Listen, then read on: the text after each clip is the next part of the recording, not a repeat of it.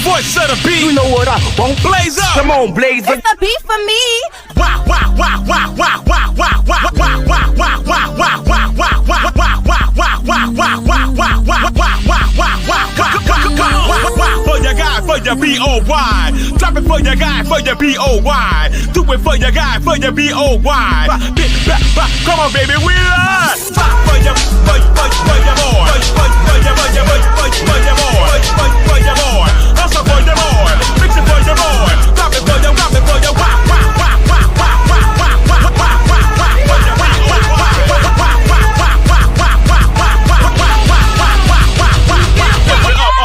lift it up. Good morning. How y'all doing? Come on in here. As you can hear, Saint in the background hating. But happy Monday. Happy Monday. Happy Monday. How y'all doing? Come on in here. Happy. They say it's Cinco de Mayo. Yes, that's what they said. I didn't say it.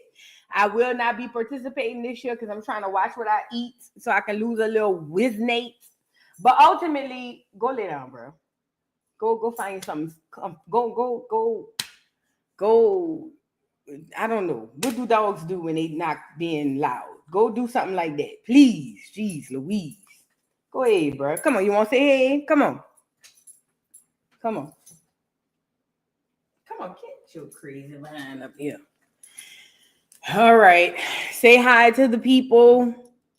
Say hi. A few of them bought your snacks too, and we got them. Yes, we did. Don't play with me like that. Say hey to everybody. Happy Monday. Happy Monday. Happy Monday. Saint said hey. He's looking a bit rough. You know, he was trying to pull a ponytail out of his head, but it don't matter. Say hey to everybody. How y'all doing? All right. Now you ready to go lay down and do something comfortable and whatever dogs do when they're not making a lot of noise?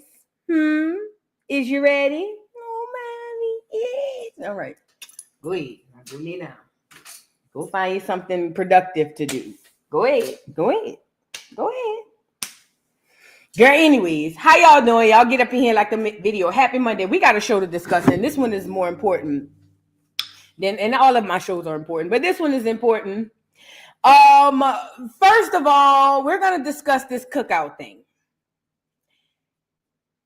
No matter how many movies, how many trial and errors Black America goes through, for some odd reason, we still sending out invites to the cookout. And you know, it's something I'm starting to notice too. Some of these people giving out invites to the cookout ain't even Black American. So we're going to have to get into that. And the reason I'm talking about that is because of a few things. Obviously, the movie Sinners, that was one of the main messages about Black America and how things could have been better. But also to the clear girl, Jenelle Sinbad, is that her name? Who y'all made famous? Hold on. Yes, the clear girl, Jenelle Sinbad. She's the clear girl who do all of the trail rides. Somebody sent me an email saying that at first she was only charging a couple of $1,000. Then when she got on, she started charging $6,000. And she overcharging, trying to take advantage of Black people and da. We need to have a conversation about why we want the approval of the clears so bad. And it's a subconscious thing. It's not a conscious thing. You guys aren't walking around acting like you need the clears approval, but subconsciously you are. Okay. And we're going to discuss why that is and how we can combat that. Because at the end of the day, this clear girl done came into the culture, something that Black people had been doing since forever and ever. And because she done got so big headed due to Black people, now she running around here SHITing on Black people, and now the Black people feel some type of way. And at this point in time, it feels like maybe a few more conversations need to be had, and then we need to start plucking off the people who have all the invites to the cookouts. Yeah, at some point in time, the people who handing out the invites need to be excommunicated from the cookouts as well. Okay? No, we don't need to stop having our cookouts. No, we don't need to have them in secret. We need to have them out loud and in living color. But for the folks who just insist you just got to have the invitations handed out. It's about time we start plucking y'all. Yeah, And we also got to do some cleaning house to see who all really is supposed to even have invites to give out to the cookout, because there's a lot of people who don't have the right, who don't have the credentials to even be giving out invites to the cookout. But we'll get to it. We'll get to it. That's just one of the things we got to discuss, which will probably be the last topic because I need to take my time on that. Then we're going to get into Rodney Hinton Sr., a black man who went out and got revenge because the police unalived his son. Black guy, FBA, I think he's FBA, but black guy in America, and his whole thing standing trial and how the police try to intimidate him. We're going to get into that as well. We're also going to get into Brittany Renner is allegedly married to Kevin Gates. We're going to get into Zonnique Harris. That's Tip and T.I. Well, that's Tiny's first child. That's not Tip's first child, but you know, he raised her, so that's his.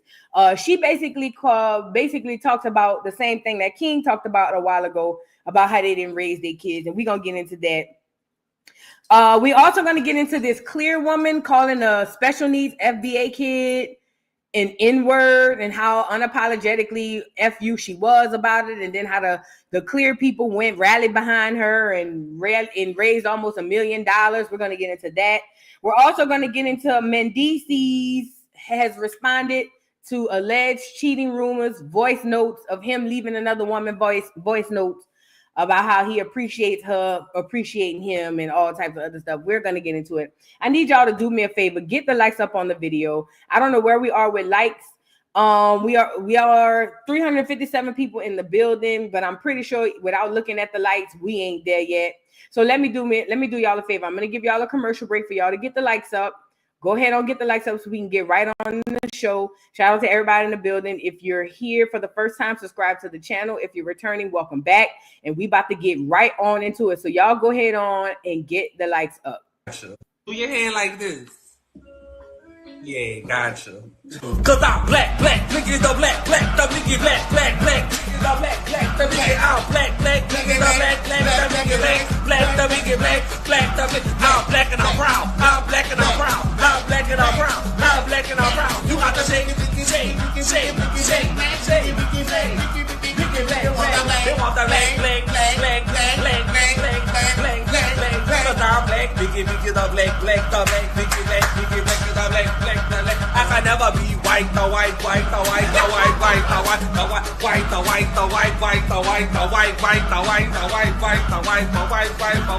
Shake, if your leg, wiggle, lift your leg, bounce, lift your leg, hustle, lift your leg, if your leg is around, let me see you put your hands up. Let me see you put if your leg is around, let me see you put your hands up. Put your hands up, man. Make that booty go round and round. I'm Louis Vuitton Brown. Make that booty go round and round, man, cause I'm Louis Vuitton Brown.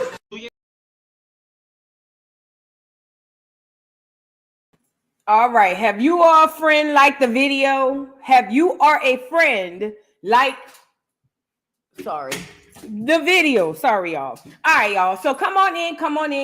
Somebody said they saw the girl who was singing this part in New York. I think she did say she lived in New York. But she's from New Orleans. Yeah. Shout out to the sister. Y'all get on in here. Okay. I watched the movie Sinners twice, and I'm learning new stuff every time I hear somebody else speak about the movie. But one thing I thought I was the only one caught on to was, y'all remember the scene where Sammy is conjuring up the past, present, and future ancestors and things of that nature with the guitar, and Remick notices, or he hears or smells, I don't know what was going on at the juke joint, but the roof burns up and then the whole thing burns up. I thought I was the only one who took that as the roof is on fire. We don't need no water. Let that mother burn. And the reason I thought of that is because when the roof was on fire. They kept dancing. And then the whole thing burned down and they still was dancing. So I thought I was the only one coming on to that. I watched somebody else's review on it this morning. And he said, I was like, okay, so I wasn't the only one. Okay, cool.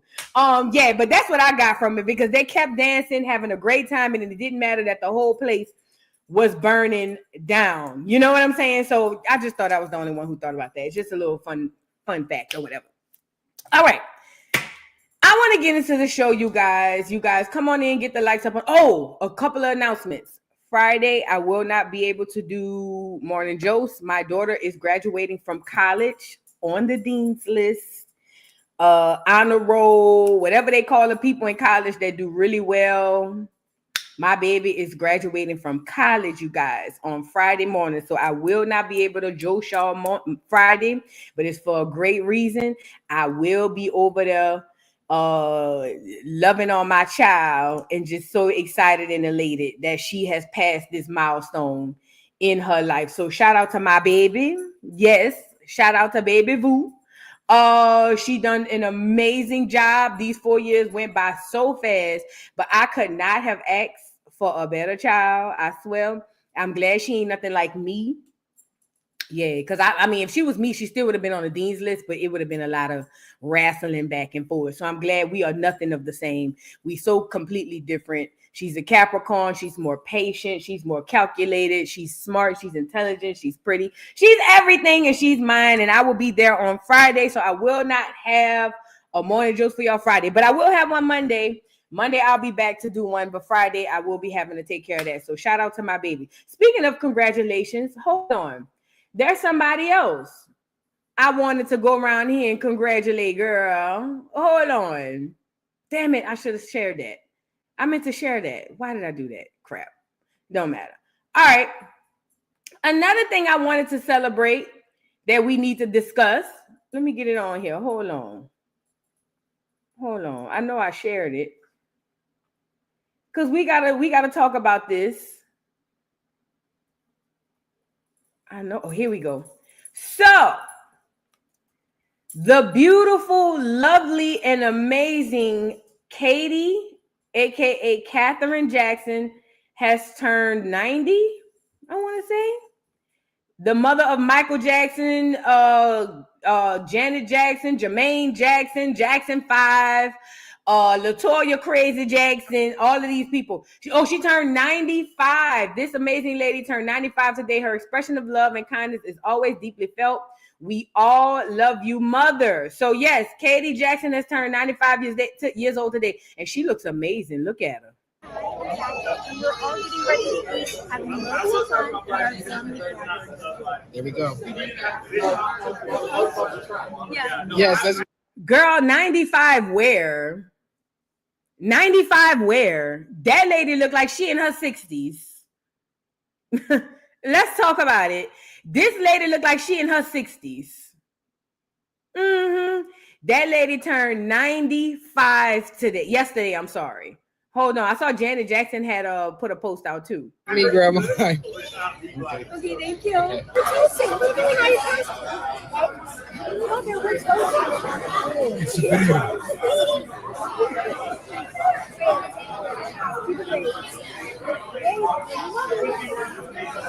Mother and I. Happy birthday to the lovely Katie Jackson. Katherine Jackson, Miss Katherine Jackson, that is my elder. But happy birthday to the lovely Miss Katherine Jackson, FBA legend, also Cherokee Indian legend. And it has been known and spread widely that they are of American Indian descent, Black American Indian descent, both on Katie's side and the daddy side, okay? Joe Jackson's side. So they are Indian through and through. Shout out to the Injuns, the Jacksons. You feel what I'm saying? But 95 years old is a blessing and an amazing thing. And she looks awesome. And I just want to say happy birthday to this lady. You feel what I'm saying?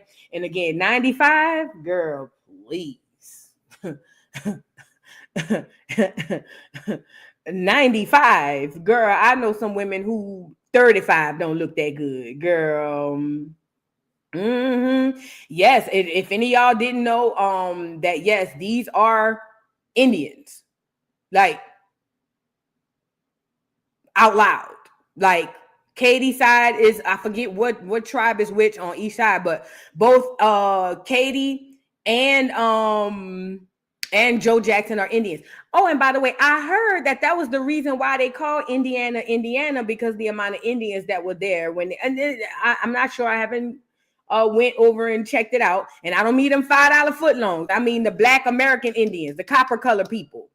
But yeah, I thought that's why they named it Indiana, because of the amount of Indians that they saw. Maybe I'm wrong. Don't quote me. But shout out to Katherine Jackson. That's all I want to say.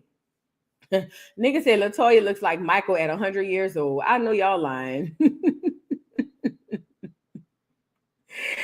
Panther Jones says, yeah, that's a fact. The Jackson family is from Indiana. They are the original from Indiana, old blood. That's what's up. I love that.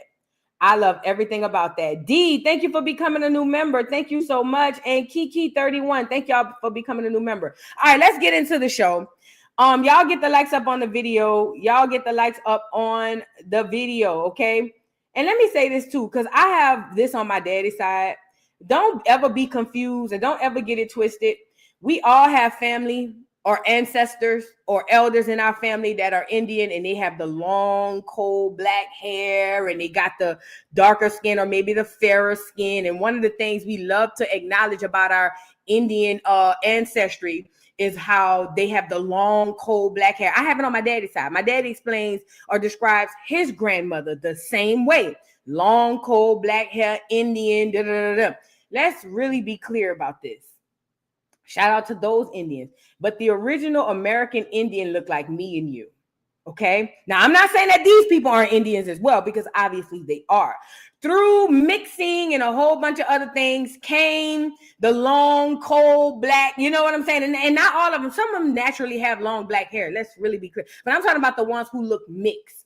Don't think that an Indian person has to look mixed or has to have a certain grain of hair, because the original American Indian are you and me, okay? So let's really be clear about that. Let's get a photo up here so we can see what the original, American Indian looked like, okay? And it did not always necessarily have, speaking of, really quickly, hold on just a second. I had a dream about this man right here, but I had a dream where we're getting back the Confederate flag and we were getting back the SWAT sticker. Hold on, I gotta say this part. I gotta get it out. I just seen it and it came to my brain. Last night, I had a dream that there was something or somebody, I can't remember, but whatever it was or they were giving us back the SWAT sticker as our symbol and telling us the real meaning of it, which I can't recall. And they were also giving us back the Confederate flag. And they talked about how they took those things from us and then rebranded them to something negative and things of that nature. I don't know why I had to bring this up. I'm putting it on here because it's on my mind, but that was the dream I had. And again, I saw hands reaching it, giving it back to us, but I couldn't make out who or what it was. But I just had to bring that part since I was looking. Yeah, I don't know what that means. So just to put that out there, y'all know I'm a dreamer. We dream. But where was I? The original Indian. Here is a photo of the original Indian, people. So don't get discouraged because if you see an Indian person, they don't have the long, cold black hair and da da da. Because the original Indian looked like that and like this, okay? So let's really be clear about that. This is the thing. Hold on. Let me take this down. This is the thing. We going through an awakening, y'all.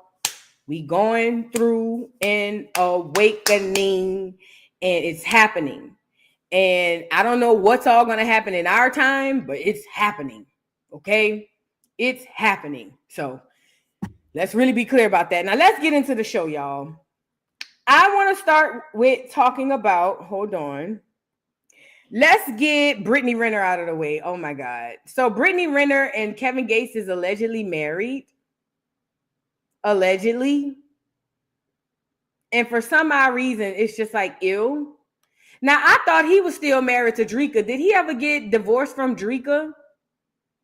Did Kevin Gates ever get divorced from Dreka? If I don't know, but either way, now he's been over there with Brittany Renner out there sitting courtside in front of LeBron with his titties out, and now he's over there with Brittany Renner, and they talking about they get married. Now I know Brittany is on Basketball Wives, so it could be for the show.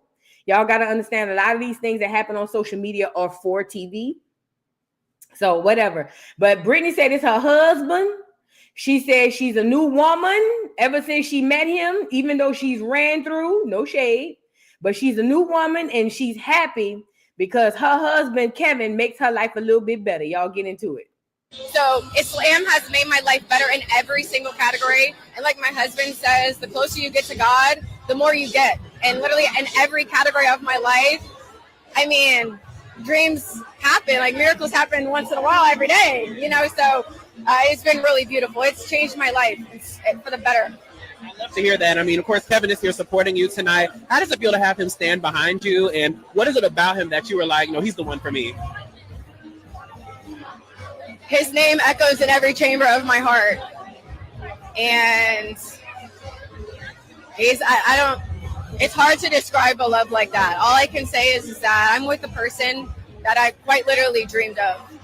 And to be able to just wake up next to him and spend time with him, even to have him here behind me, it's like so surreal. I'm like, I love him. So yeah, he's just the most beautiful person inside and out that I've ever met. And I'm just so thankful that Allah blessed me with him. So Islam has made my life better in every single category. And you know how deep you got to be in love with a nigga for them to ask you how much you love him and your response be, his name echoes through every chamber of my heart? Bitch, I want to be in love like that. I'm scared. I want to feel like the nigga I'm with, his name echoes. Listen to me and listen to me good. I want to be with a nigga. No, I'm scared. I don't want that. I'm thinking about it now. Because then I'm going to go crazy and get the slashing and acting a fool, or he going to go crazy. You see what I'm saying? I'm thinking about it. I don't want it, but it's dope when you say it out loud. You feel what I'm saying? Like, his name echoes through every chamber of my heart. Oh, yeah. Yeah, I don't want it. But it sounds like it's lit if it's mutual. I don't know, girl. The way he's standing behind her, acting like he don't hear what she's saying, like he's security, is just, Kevin, please. You and your newfound woman, girl, Brittany Renner. Oh, I just love him. I just pinch myself like, oh my God, he's like right behind me. I just pinch myself. Girl, let me paint you. But you know what? I don't know. Like I said, I don't know if he's still married to Dreka. I think Dreka was somebody that they really was in love with or whatever. Because remember, before Dreka, he was with the cousin. Did we forget about that? That before he jumped on the scene with Dreka, because I remember at one time I thought Dreka was the cousin.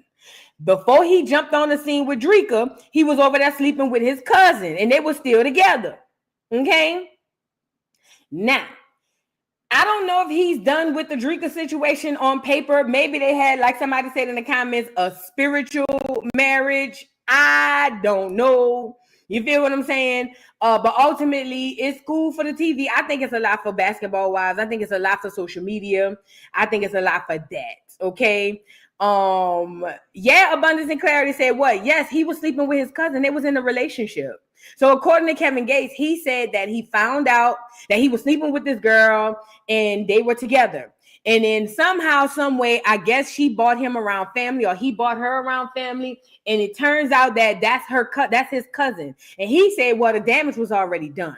So it didn't make sense for me to stop messing with her because she was my cousin. So he said, since they had already did what they did, they just kept it moving. And then shortly after that, he popped up with Dreka. So I didn't know. Now, we never knew who the cousin was. So when I first saw Dreka, I was like, is that the cousin? T. Robert said he took her to the grandma's house. It was something like that.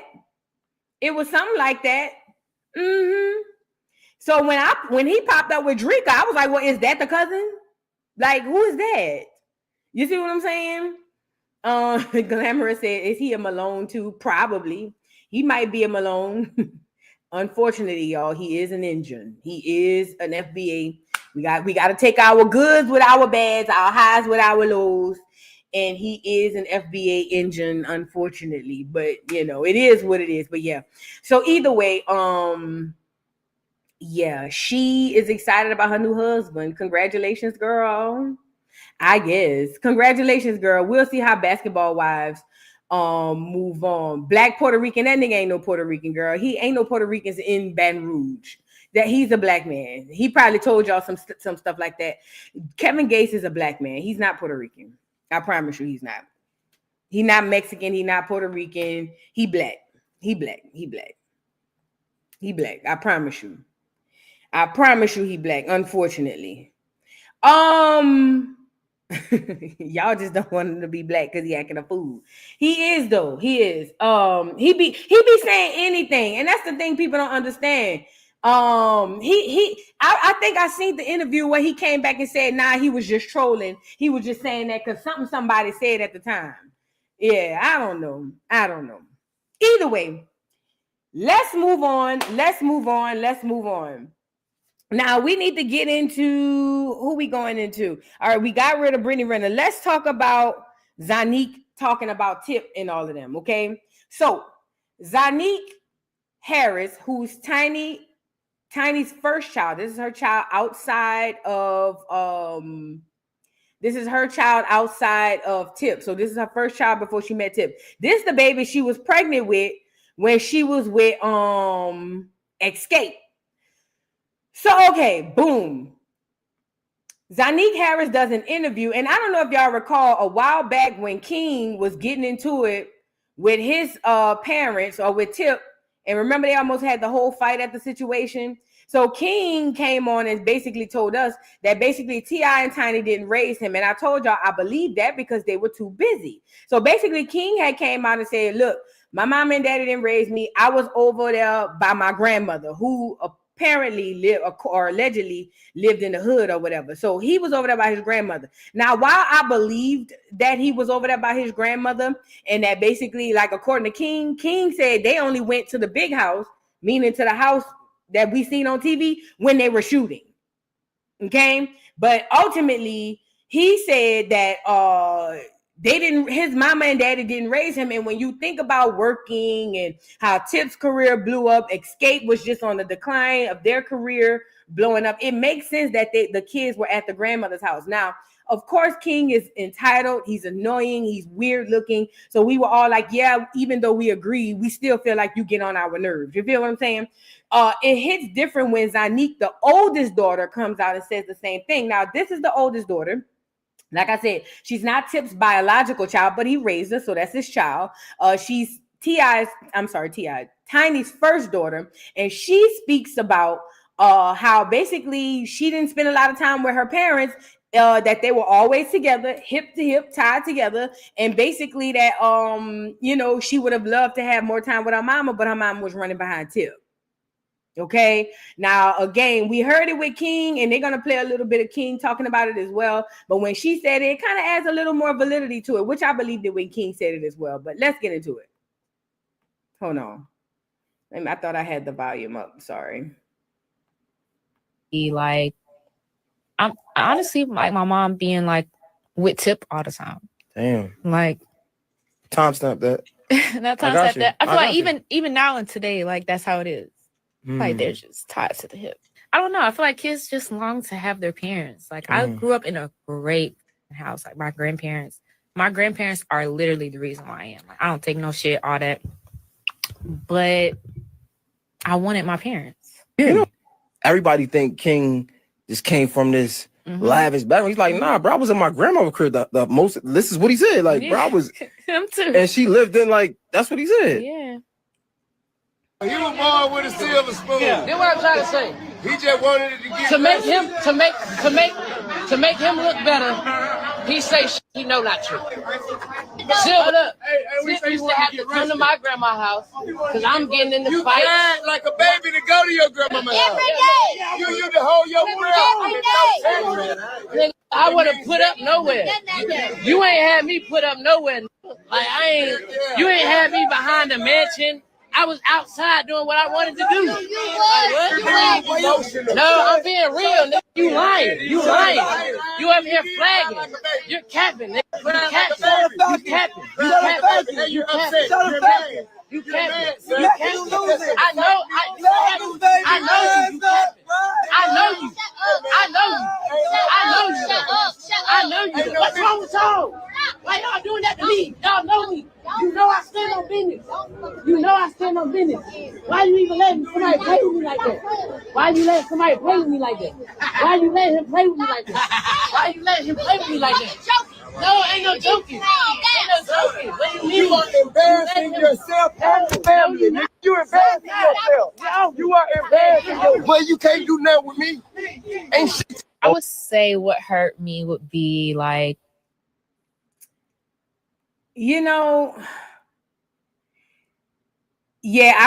So Tip ended up snatching up King, and then when King was saying, "Why you let this nigga play with me?" he was talking to Tiny, speaking about basically why you let that nigga snatch me up. But honestly, he wasn't lying. And I believed it then. I just feel like certain things like back in my day, calling your parent a liar or saying somebody is lying was like a curse word. Like if you say, especially your mama, you see what I'm saying? Like if I had back in the day, if I had told my mama, ma, you lying, that's like saying F you to my mama. So your head gets knocked off your shoulders. So when he said you lying, I was kind of like cringing a little bit because certain things, you feel what I'm saying? Hell, running around the house, you have to say feel or tell a story or something like that. You feel what I'm saying? You couldn't just you couldn't just be having a conversation with your parents and be like, daddy, you lying. Lying? Child, you just committed suicide. You feel what I'm saying? So, but again, it's a new generation coming. But I will say this. I don't believe that T.I. and Tiny was as present as they make themselves out to be because they were too busy. And again, this is no shade. You got to go work. I get that. But I think it was obvious that was the case whenever they would have the grandmother over there. When they say the grandmother, they talking about Tiny Mama. Okay? They, most of them kids went and stayed with Tiny Mama. So when they speak about the grandmother, I think that's who they're speaking about. And that lady always was there to calm King down. Remember when they were all freaking out on King and she was trying to jump in and he was like, no, let him be a man. It was because King probably had a lot of situations going on like the other kids, probably because they wasn't there like that. According to King, they only went over to the crib to tape. They only went over to the crib to tape the show. But outside of the show, King said when them people say cut, King said him and his siblings was off back to the grandma house. You see what I'm saying? And again, this is no shade to down them or nothing because you got to go to work. I get that. But we got to start putting in perspective what's more important. Is it work or is it time? Because these things will rear their ugly heads. You feel what I'm saying? And that's what's happening with this. Now, I feel bad for Zonnique being the firstborn, feeling like, my mama was always strapped the Tip's back. That's big. That's big to me. And let me tell you why. Because especially as the first, again, the oldest child always know more than anybody and everybody. All the other siblings, because they done seen it all. They were present for it all. They typically know more than the other siblings. And I'm pretty sure, especially, because remember, Tiny had Zonnique while she was in the group. So I'm pretty sure once she had Zonnique, she went right back to work. And Zonnique probably had to, you know what I'm saying, be raised by her grandmother while her mama on the road. Then she get with Tip, and then Tip career takes off. So now Tiny running around with Tip and da-da-da-da. It kind of touched my heart when she said, I just, my mama was tied to the hip of Tip. And basically I, was by my grandmother. That kind of messed with me a little bit because kids need their parents, both of them, especially the daughters and especially the firstborn. Now, it's something else I want to show y'all really quickly. Hold on. So Jason Lee did an interview, right? Jason Lee did an interview, and I want to bring this out too. Jason Lee did an interview with Candace Owens. I know a lot of black people don't like Candace Owens. I think that I don't agree with everything she said, but I think that as a whole, I completely misjudged her. You feel what I'm saying? As far as who she is, I allow people or the internet for that matter, I allow them to make me making a judgment on her without actually knowing, You feel what I'm saying? My own self and getting my own knowledge of the girl. So Candace Owens, she did an interview with Jason Lee, and in said interview, he asked her about Tip. Now, in the interview, she said something that I've been telling y'all from the very, very beginning. Tip is fake. Tip gets on this internet and play like he is our activist. He want to be Crispus Addicts. The nigga want to be Frederick Douglass, Marcus Garvey. He want to be every and anything that he can. But I told y'all, it's all a lie and it's all cap. It's all him sitting up there trying to make it seem like he's for the people when he really not. Let me tell you something. I knew Tip was not only a paid puppet, but he was also not for the people. Do y'all put a 1 in the chat if you were here in 2020? When the riots broke out or the looting broke out in Atlanta, right? Put a 1 in the chat if you was here. Put a 1 in the chat if you were here when that rioting and looting broke out in Atlanta and they started, they burned up, I believe, the Burger King. I think they burned down or broke into the CNN building. Y'all recall Shakana was all on the thing talking about, why y'all burning Louis Vuitton? Louis Vuitton ain't never done nothing to you. And y'all on here burning what was it, Chanel, Louis Vuitton? She on here crying. I started to bat the fluid out her face. Oh, I was so livid when I seen her on here crying. Girl, do you understand how bad I want to find out where she was and take the black hand side of my hand and bat the fluid out of her cheeks? Girl, shut up. Shut up, Shakana. Shut up. Oh, I was so livid. But I'm sorry, I'm getting triggered. But anyway, in that situation, T.I. was the one, him and Killer Mike, and I like Killer Mike. But them the ones they called to get on the mic to calm the niggas down. Remember that? Remember?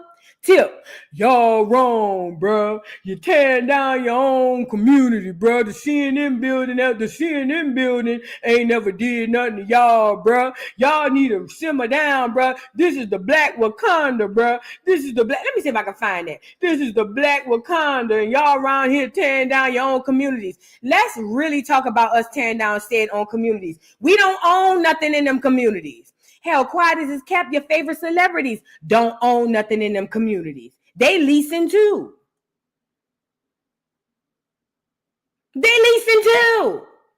Oh, yeah. See, we don't want to really go there. See, y'all see all these celebrities opening up these buildings. Remind you, Atlanta was FBA Central.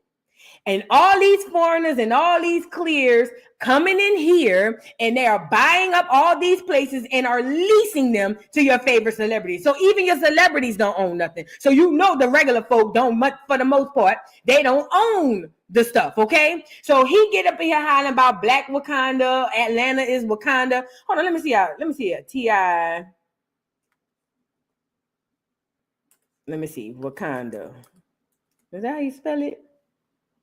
That fool got up on here begging and pleading for the people to not boycott. I'm sorry, to not burn down the CNN and don't do this and don't do that. It was him and Killer Mike.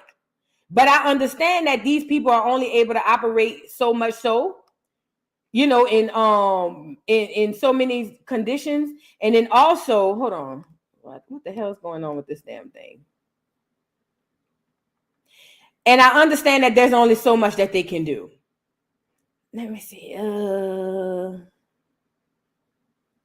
want to see if I can find it because I want y'all to see it. When he got on TV hollering about what he hollered about. And let me tell y'all something as well. When Candace Owens said that he's fake and when the cameras came on, immediately I was like, bet. I knew that part. Also, look, here you go. Look, y'all. Atlanta has been here for us. This city don't deserve it. However, I understand that a lot of others do. But we can't do this here. This is Wakanda. It's sacred. It must be protected. I was enthusiastic about, I guess, how Wakanda was being presented. Atlanta has been here for us. This city don't deserve it. However, I understand that a lot of others do. But we can't do this here. This is Wakanda. It's sacred. See? See the CNN building? They got him up on there real quick to tell the niggas to pipe down because they were in there getting ready to burn down the CNN building. Okay, and he got up here talking about some other cities needed, but not this one. This one here is Wakanda. Atlanta is not a Wakanda. Listen, I'm right down the street. Atlanta is not a Wakanda. I don't know the last time some of y'all been up to Atlanta, but when you go to Atlanta, it's so many foreigners there, it's hard to run across the FBA. And even then, when they had a bunch of FBA there, the Black Americans didn't own much of the land. Okay, so let's move back into Candace Owens.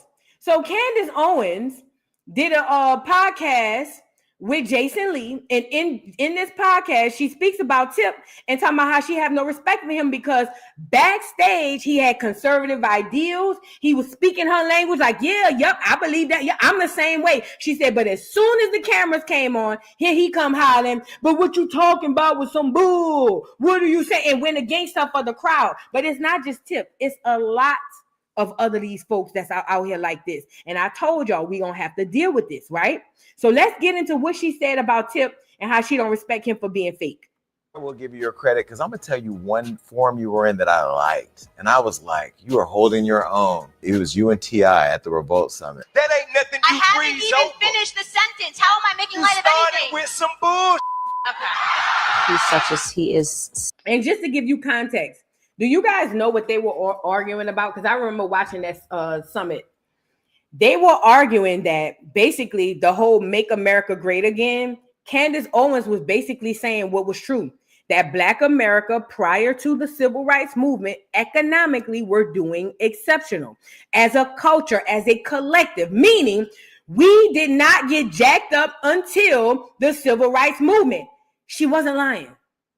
She wasn't lying. People don't like to hear that because we like to be stuck under degradation and the fact that, oh my God, woe is me, we're all slaves. But at the end of the day, she wasn't lying.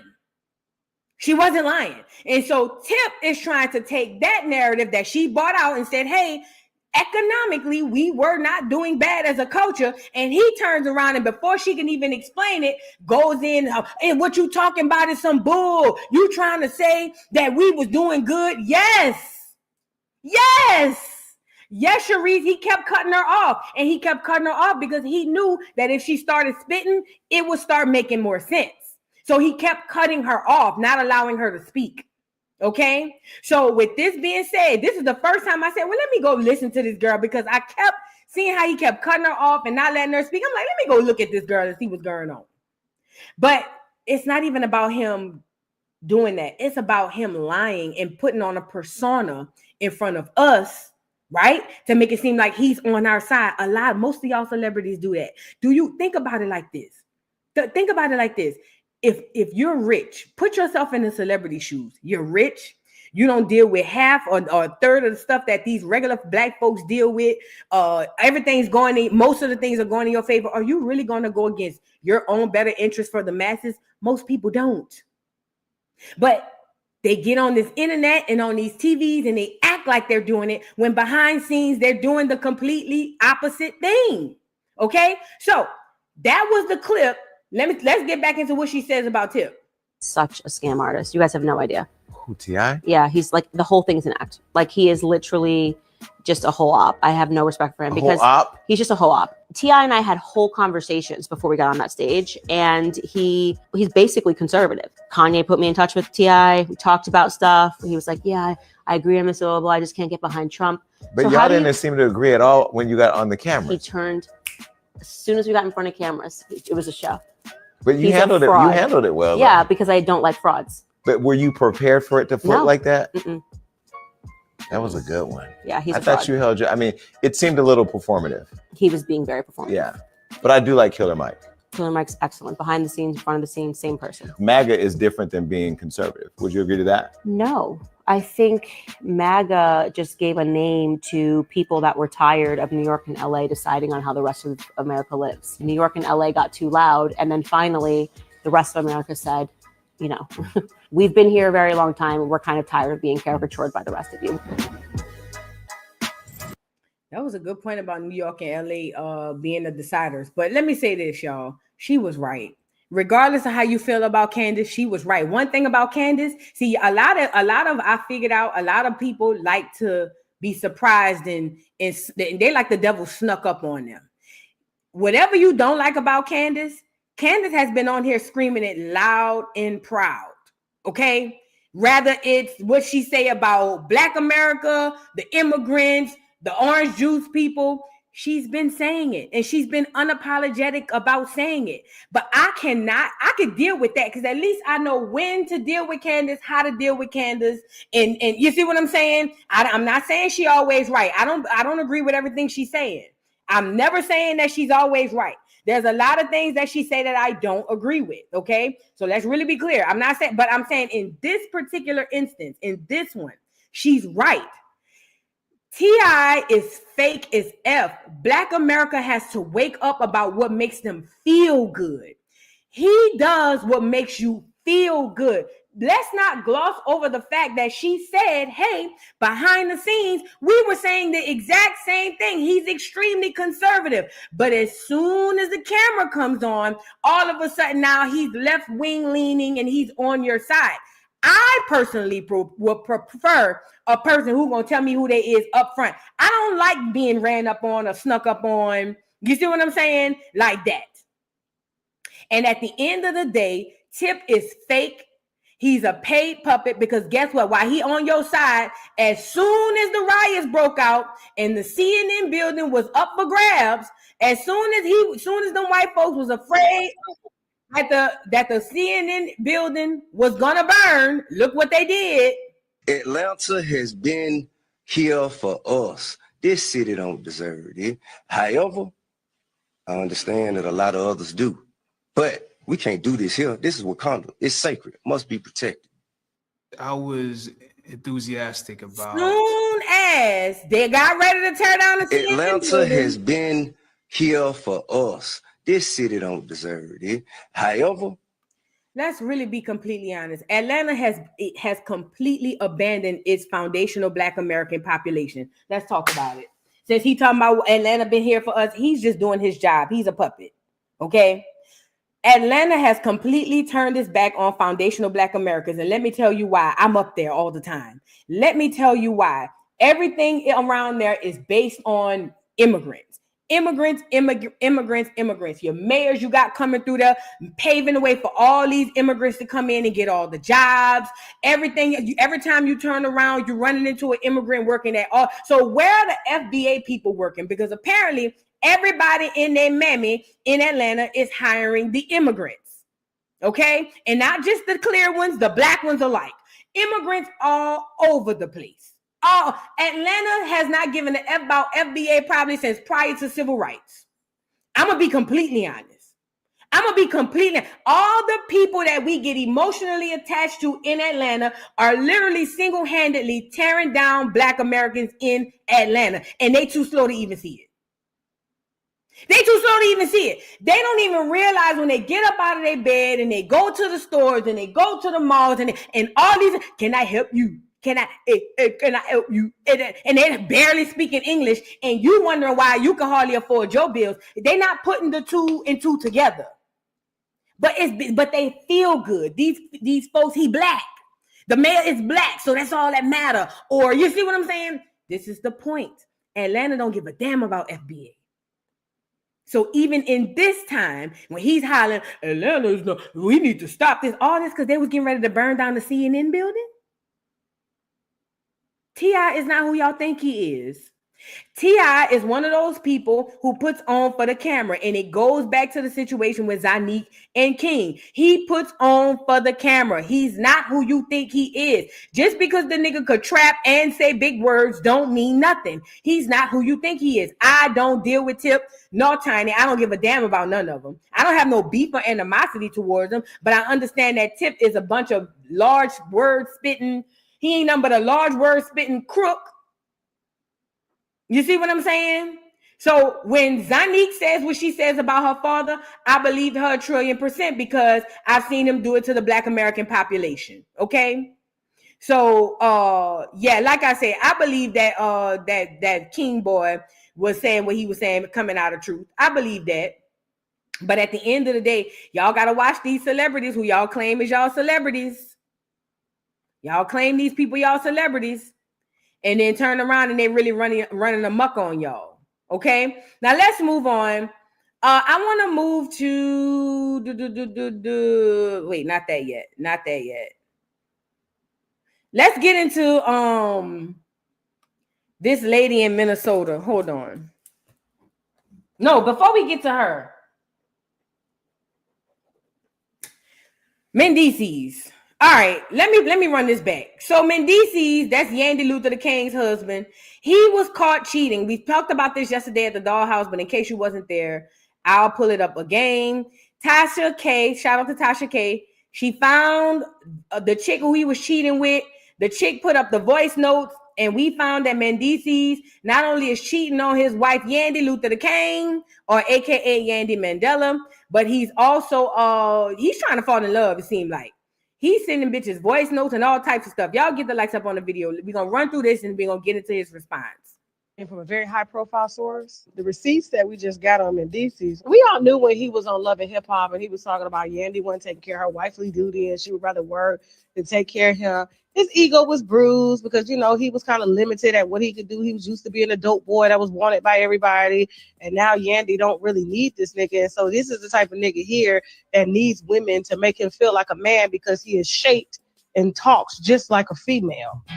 Mendeecees is giving stud. His son is more masculine than him, bitch. Now, so we just got word in real time. Some receipts were sent to us. We did promise the girl that we would give her anonymity. He knows who she is because he blocked her today. Put up the block receipt, Jasmine. That was fast. And, you know, she got her receipts before. I asked her to send a screenshot of the DMs, and she did that. So let me pull up mine. So the voice note, we got him. Give me 1 second. He goes in the next text, like real bad. You can, and she says, you can have me. He says, I can't even front no more. I'll let you have, she said, I'll let you have me. He said, we'll see. And then she goes, I will. She's from North Carolina, by the way. He goes, you know, you be busy. And then she goes, so you don't want me? And then he goes, I do, absolutely do. We have a voice recording. Let's go. Yeah, that's what I mean. But yeah, usually, you know, real beautiful women are not into, you know, just pleasing men or just, you know, you know, they make it all about themselves, and, you know, that can pretty much be difficult or complicated rather to make it work. But however, you don't strike me from us talking. You don't strike me that way, and that's amazing. And and that is very, very attractive. Oh my God, you have that's like the best of all worlds collide together. Oh my God, that's how it impact.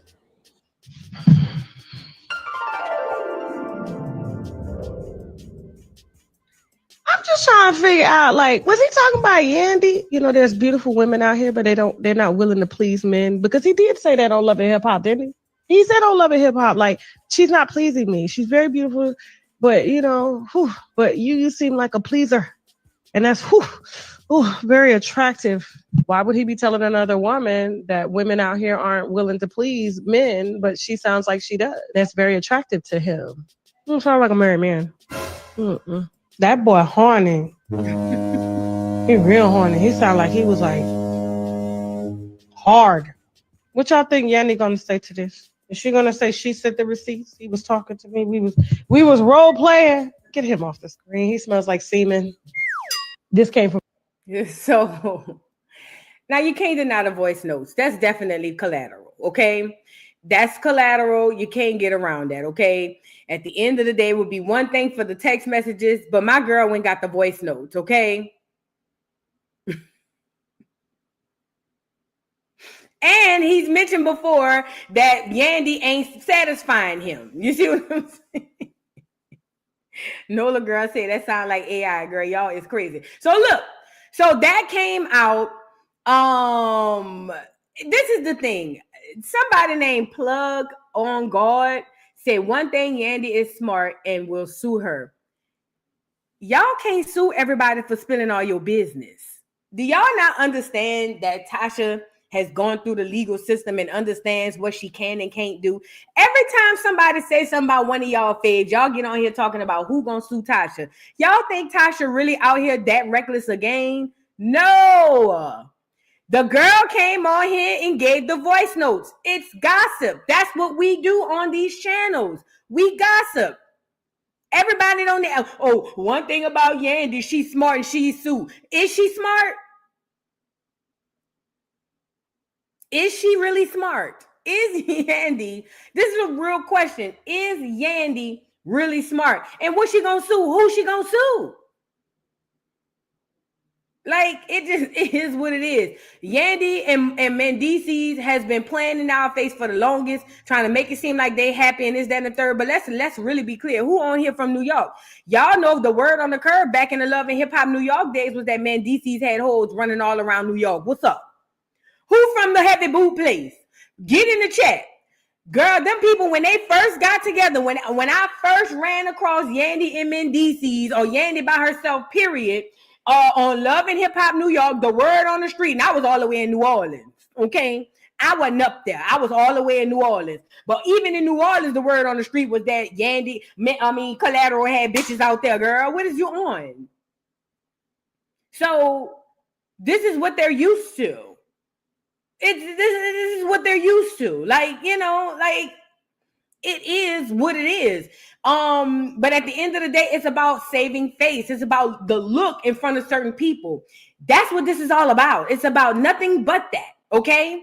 But anyways, so him cheating is not something new. That's what they, listen, how you get your marriage or your relationship is how it's going to be. The foundation of it was on some crazy stuff within itself, okay? Now, so he's on that voice notes with the girl. Obviously, I ain't heard much from Yandy, but Mendeecees, Collateral, has responded. He's at dinner with some attorneys. He said that he's not tripping off of nothing or whatever the case may be. And this is the hand that fan with. Everybody wants Tasha K sued because she out here talking about y'all faves. Y'all a different breed of people. But at the end of the day, tell your faves, stop doing stuff that people can talk about and we'll be fine, okay? Now let's get into Mendeecees in the dark. He got his wedding band on and he says, you know, his lawyer is coming for people leaking voice notes. Child. My guys, it's my lawyers. I know he don't look like a lawyer, but he's a lawyer, and he's a lawyer. Some of my lawyers.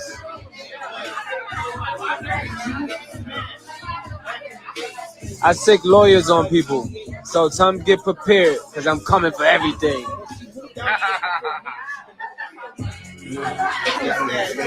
Nah, listen.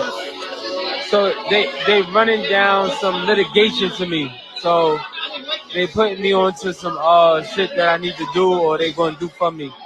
So this is where they wanted to meet and talk. So I'm about to leave in a few minutes, but nigga, I'm not meeting up with no attorneys to be working on my behalf at no crowded ass hookah bar. That nigga sound like he had a little lounge.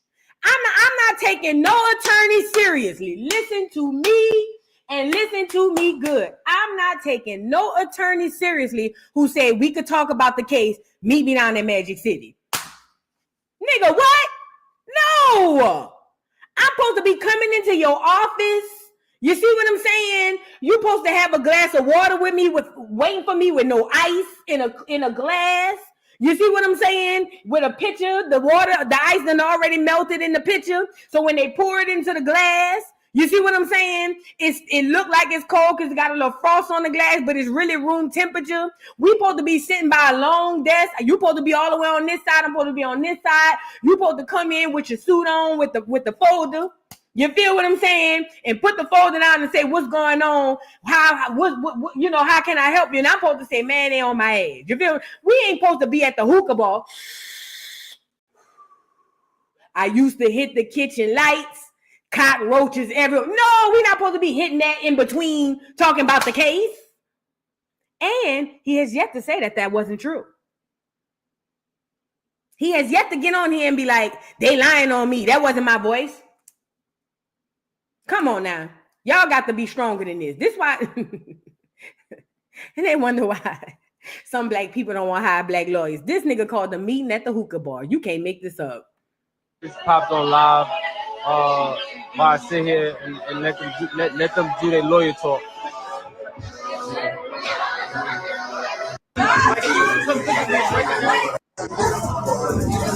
Yeah, you listen. When you ask dumb questions, I give you dumb answers, right? But that's my bad. I should never even respond to you. It's like you know better. I'm never gonna answer that. You drunk? Or I could have just blocked you and did that. But you know, sometimes one drink, two drinks, and I respond. He wrong. And it was. He said, I just went live. Oh yeah. I ain't talking about nothing, but I'm just saying, I'm just going in there. The niggas know they see your face, like they want to see looking happy. That's it. So that's what like. So they just say yeah, that's all. So it ain't paying no mind. Niggas that chilling. Niggas smiling over here. Yo, kid. It's like that. It's just so easy. Yo, what up? Too easy, nigga. Too easy. You good? Yeah. Over there. Crazy. Yeah. I already know.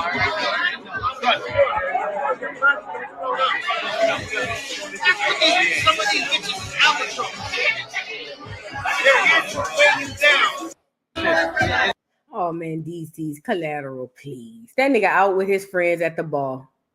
He done flashed the camera on two niggas that he cool with and came on here and told y'all that he was with his lawyers. Whole time, the other nigga who was standing next to him was trying to go see them hoes down at the bar talking about, oh, it's lit over there. And look at Mendeecees. Yeah, I see it. I'm on live. Look at the bar. Oh, okay, yeah. Come on, man. We already see the play. Collateral ain't over there talking to no lawyers. Collateral is over there getting drunk, going back and forth with the folks down there in the comments or whatever the case may be. And he has yet to get on here and say it's all a lie. He said that he never said that wasn't him, because it is him. And at the end of the day, Yandy will request that y'all not put her cheating scandals on blast and let him cheat in peace. That's what it's giving to me. Yeah, he in there cheating. Because that fool, the homeboy, was like, hey, you see, it's lit over there by the bar. When the nigga say it's lit by the bar, he not talking about because they over there dancing. The hoes is over there. Let's talk about it. Look at his partner. Hey, oh, it's lit over there at the bar. Oh, yeah, I see. I'm on live, though. Oh, yeah. I knew you was on live. You see how it go? You out there scoping and cheating as we speak. Child, collateral, please. Nobody's buying this. Like I say, Yandy would just prefer that y'all leave her husband alone and let him do what he want to do. I hope Yandy getting her a little something, a little 1-2 while he out here doing all of this. Child. Y'all get the likes up on the video because we got to move into the show. T-Day, my rich auntie came through and dropped off a bag. Do you understand me? Thank you so much, T-Day, for making it rain. Appreciate you. I make it rain on them hoes. I make it rain on them hoes. Thank you so much, T-Day, for the super chat. I appreciate you more than you know. She says, boo, for you and your baby girls, graduation lunch, congratulations. Thank you so much. I am so grateful for you. Thank you, TD. I appreciate you. I'll definitely let my baby know that you gave this to the lunch fund, and I'm pretty sure she'll say thank you. So I'm going to say it in her behalf and on my behalf. Thank you so much, TD. I appreciate everything you do. You're so much appreciated over here. Thank you so much. Brandon Miller, thank you for the super chat. Says, you are the best big sis. Proud to be Acorn. Thank you, Brandon. Thank you so much. Shout out to the Acorn family in the building. They say Mendeecees is small. What? For real? I knew it though. You know how I knew? Now this might be just me, but you know how I knew? he got good hair. I knew it. I felt it. He got good hair. Now, y'all know how I am. I be on here and I be saying stuff and y'all be laughing at first. Like, for instance, when I told y'all 2 light-skinned people not supposed to have babies because the churn come out weird, y'all was over here laughing until y'all started paying attention, right? And y'all started seeing that what I was saying is true. 2 light-skinned people not supposed to have churn together. I told you my cousin got churn with a light-skinned dude herself and her churn. My little cousins, they love them down to the ground, but they weird looking. You feel what I'm saying? Nah, when I told y'all, I knew it because he had good hair. It sounds crazy right now. I get it. And it's not to say that all men with good hair don't have that, you know, that little thing or whatever. Only thing I'm saying is, it makes sense. Hey. Come back and we'll discuss it later. The good hair threw me off. The curly hair, oh yeah. I knew it. When I seen the good hair and he brown skinned too with good hair, I said, ooh. I told y'all, well, that thing resides. Black nappy head. You feel me? Bald head. Nappy head nigga. Bow-legged, you feel what I'm saying? Slender, you feel me? But it's not here nor there, so it makes sense that he's small, but you know, it kind of goes into what I was already thinking. But yeah. So why Yandy tripping? Because Yandy needs somebody on her arm, okay? Yep, my cousin got a lot of bright lights because him and his wife, poor Tweety birds. For real, I'm telling you, light-skinned people not supposed to have churn together. I'm telling you, pay attention. Just pay attention. Think back to your. I'm just telling you. Just start looking around. 2 light-skinned people not supposed to have churn together. So I'm just saying. But anyway, Collateral's out here cheating. And we'll get into it. Did you talk about Shiloh Hendrix yet? Who the hell is Shiloh Hendrix? I don't know who that is. No, I haven't talked about that. Somebody else asked me about something about the Black Met Gala or something. I don't know what that's about, but send it to me. Now, we need to move into the clear woman calling the Black FBA special needs kids the N-word, and we need to talk about that really quickly. Y'all get the likes up on the video. So this clear woman was in the park, and I guess this FBA kid came by while at the park, and I guess either went in her bag to get her snacks, and she claims that the kid was robbing her, even though it's a baby, and that basically calling him an N-word. It says, wow, a Minnesota woman who appeared to call a 5-year-old Black boy a racial slur has now raised over $600,000 in donations. It says, oh, Shiloh Hendrix, that's who you were talking about. Okay, Shiloh Hendrix, the woman at the center of the controversy, was captured on video allegedly using the N-word toward the child at a Rochester playground on Monday, April 28, as reported by NBC. The child, who is reported on the autism spectrum, was accompanied by a family friend, Sharmaik Omar, who recorded the incident. In the video, Omar confronts Hendrix, who is seen holding her own child. Hendrix appeared to use the N-word multiple times while accusing the boy of taking her son's belongings. The video quickly went viral. In response, Hendrix created a fundraising page titled Help Me Protect My Family, claiming to be in a dire situation. The campaign has raised over $638,000 as of the latest update. So let's get into this clear woman calling a little 5-year-old boy N-word, and how this worked out. Y'all check it out. Call him the child? Did you call the child the word? It is my own business. You call him okay, why don't you have the boss to say it right now again? Okay. All right, that's what you say. Nobody digging to you. That little kid, you call him the little child? Are you about to hit him? You chase him here? He took my son's stuff. So that gives you the right to call the child 5-year-old and the N-word. If that's what he's gonna act That's like. what you're gonna call him. That's what he's gonna act like. You know, that's a hate speech. And you can be that. I don't give Huh. Okay, we'll see about that with the call him the child. It says, help me protect my family. The goal is $1 million. My name is Shiloh, and I have been put into a very dire situation. I recently had a kid steal from my 18-month-old son's diaper bag at a park. I called the kid out for what he was. The message attached to Shiloh's fundraising page. So 5-year-old kid, I guess, saw her bag and went into the bag.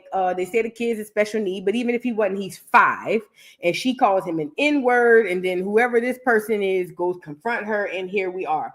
Don't ever let nobody tell y'all that racism has gone away or white supremacy doesn't still exist. $600 and something thousand, that's clear people who feel just like her who are supporting her. So when they tell you, oh, black people, y'all making it about race, or y'all don't need to make it about race, these folks always make it about race. That's their whole livelihood and their whole lives. Oh, and by the way, this is something I always wanted to talk about too, and I probably mentioned it but hadn't gone into grave detail, which I won't hear, but I'll speak on it anyway. Do you guys know that all of the whites that are white today were not classified as white and were treated just as bad, some even worse, sometimes depending on what kind of white they were and where they come from? When y'all look at Ellis Island and all those clears that came over off that boat off of Ellis Island, a lot of those people were white people who were not allowed to have the status of white. And the Italians, it was a lot of them. Those folks were not treated like white. They had to work. They had to wait in order to get, the Irish, all of those folks, Polish, they were like Slavic people. They were like disgustingly ill. Like even the other whites looked at them like, ew, get it away from me. You see what I'm saying? So I find it odd that these clears come over here from other places, even in this day and age, because this lady sounds like she has an accent, and they get to automatically cling to that status because white is a status. It is not a skin color. They get to cling to that status of white and walk around and calling kids the N-word when in their own countries, in their own homes, they're treated less than a so-called N-word. Way less. They get R-worded, they get thrown trash, they get unalived because they're treated less than that. It took years and years for the other clears to accept those clears. Okay? And if I find it odd that when they come over, they get to acting like that. Because I be wanting so bad to say, where you from? Where your people from? Oh, my people is from Poland. Oh, my people from Irish. Oh, so y'all were the white trash. But see, I'm wrong for saying that. But they are. That's what, according to the other clears, they were the trash. You feel what I'm saying? Voodoo she's married to an African, saw a pic of them kissing. It wouldn't surprise me. It wouldn't surprise me. It wouldn't surprise me not one bit. But at the end of the day, when they come over here, this is one thing about the clears that I've learned. One thing about the clears that I learned. The clears get to leave their manic, disgusting, bottom of the barrel state in whatever part of Europe, whatever hole that they went over there and colonized, because those original people were black in Europe too. Okay, let's talk about it. But they get to leave the horrible, harsh, disgusting, nasty, and I'm talking, and let's really talk about it. Nasty, disgusting, and ancestral, eating other flesh people, dog kissing. They get to leave all of that behind and come to America and pick up the status of white and act like they better. Black Americans, y'all better get on y'all shits not eat. You could never let a bitch from the Ukraine, none of them really, but let's really talk about it. A bitch from the Ukraine, Poland, Ireland, Italy, y'all bitches can't tell me nothing because the clears don't like you mother effers neither. You see what I'm saying? But she got all these people that's putting money behind her. And that tells you it's a lot of people who think like that. They look at your 5-year-old, special needs or not, and they're going to call him an N-word and say that he's just this horrible, disgusting person. When the fact of the matter is they are, not us. They are. Come over here with your nasty diseases, with all the stuff that done unalived a whole bunch of black folk. You don't wash your ass, you don't brush your teeth. You're out there eating with your dogs, sleeping with your cousins, your brothers, procreating with your uncles and your daddies. Y'all leave that sleeping on the ground, huts, barely impoverished, living in horrible shanty towns, and then y'all get to America and get them little stimulus checks, and y'all get to acting like y'all something different. See, she was in front of the right person that day, because the way I would have ran her down to the ground, I probably would have got it. I probably would have got what they call it, canceled. Because the things I would have brought out would have really made a lot of people mad. Like, how dare you? Do you even bathe like normally? Have you even caught up to that part of American culture? Are you bathing? Because, I mean, I'm talking about the simplest things. Are you bathing on a daily basis yet? Are you washing your ass? Are you washing your hand? Like, don't get me started. Don't get me started. But neither here nor there. Let me tell you something about her calling this black kid the N-word. Honestly, I'm not gonna let her get me all. Did you call the child the? I'm not gonna let her get me all riled up while her and her her gene recessive child stuck to her hip is running around here. She gets to say, "Yeah, I said it. He's an N-word. He's an N-word. He's an N-word. He's an N-word." I'm not about to let her get me riled up. What we got to deal with is the $600,000 that's been raised to help this woman. That's a lot of your people that you standing next to. A lot of your people that you're working with, a lot of the people that you're working for, a lot of the people who on the front line acting like they with the BLM whole time in the bike, they on that other stuff. That's a lot of them. And it still exists. Racism still exists. Just because it don't look like it did in the past, don't mean it don't exist. Racism still exists. Even with the Carmelo Anthony case, don't let them get on here and make you seem like you just trying to go overboard or trying to do the most. Racism still exists, but you got to be careful with the ones who come over here trying to practice it, because there's a lot of them you can really drag down to the ground and you ain't got to put your hands on them. I told you, clear people don't mind getting their ass whipped. That don't bother them by one stretch of the imagination. You whip their ass, they get satisfaction about you going off to jail.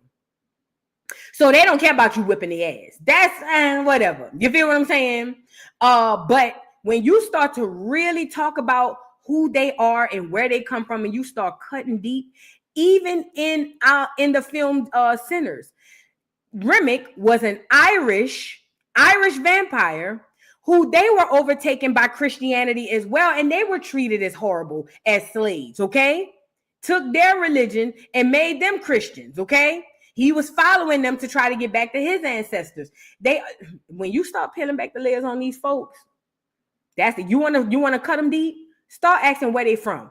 If y'all homework today is ask a clear person where they from, and they gonna see. Originally, they gonna come out and say, "Oh, I'm from Jersey," or "Oh, I'm from Cali." No. Where your grandparents from? Don't ask them where their mom and daddy from. Ask them where their grandparents from. Oh, I love talking to a clear like that. Oh, where you from? Oh, I'm from Jersey. Oh, well, where are your grandparents on both sides? Oh, my grandmother, she is Irish, and then my grandfather, he's Italian. Oh, y'all the whites that the other whites didn't want. They know where they come from. Y'all the whites that the other whites didn't want. Oh yeah, I know y'all. Yeah, all right, yeah. Watch how their face get the. Yay. And that's another thing, BC. I'm glad you asked that. Where was the little boy mama? And why is he out at a park with some random person? What is he, the babysitter? Like, yeah. Listen. Don't let the clears mess you up. They know exactly where they come from. They'll play like they don't know, because when they get to America, they get to shed that identity and create a new one under that white term. But they didn't forget. Don't let them tell you they don't know where they're from. They know exactly where they're from. As a matter of fact, the majority of the clears today came over through Ellis Island. Most of the clears who were here during the foundation of the so-called Americas, most of them were a very, very small group of people. But most of the clears you say come either through Ellis Island or afterwards. They know exactly where they come from. But this lady here calling a 5-year-old, thank God he's 5. He don't understand what's going on, so he don't have to deal with it right now per se. But at the end of the day, do not let this get you all riled up. The part we need to be worried about is the money that she's able to raise after doing such things. Okay?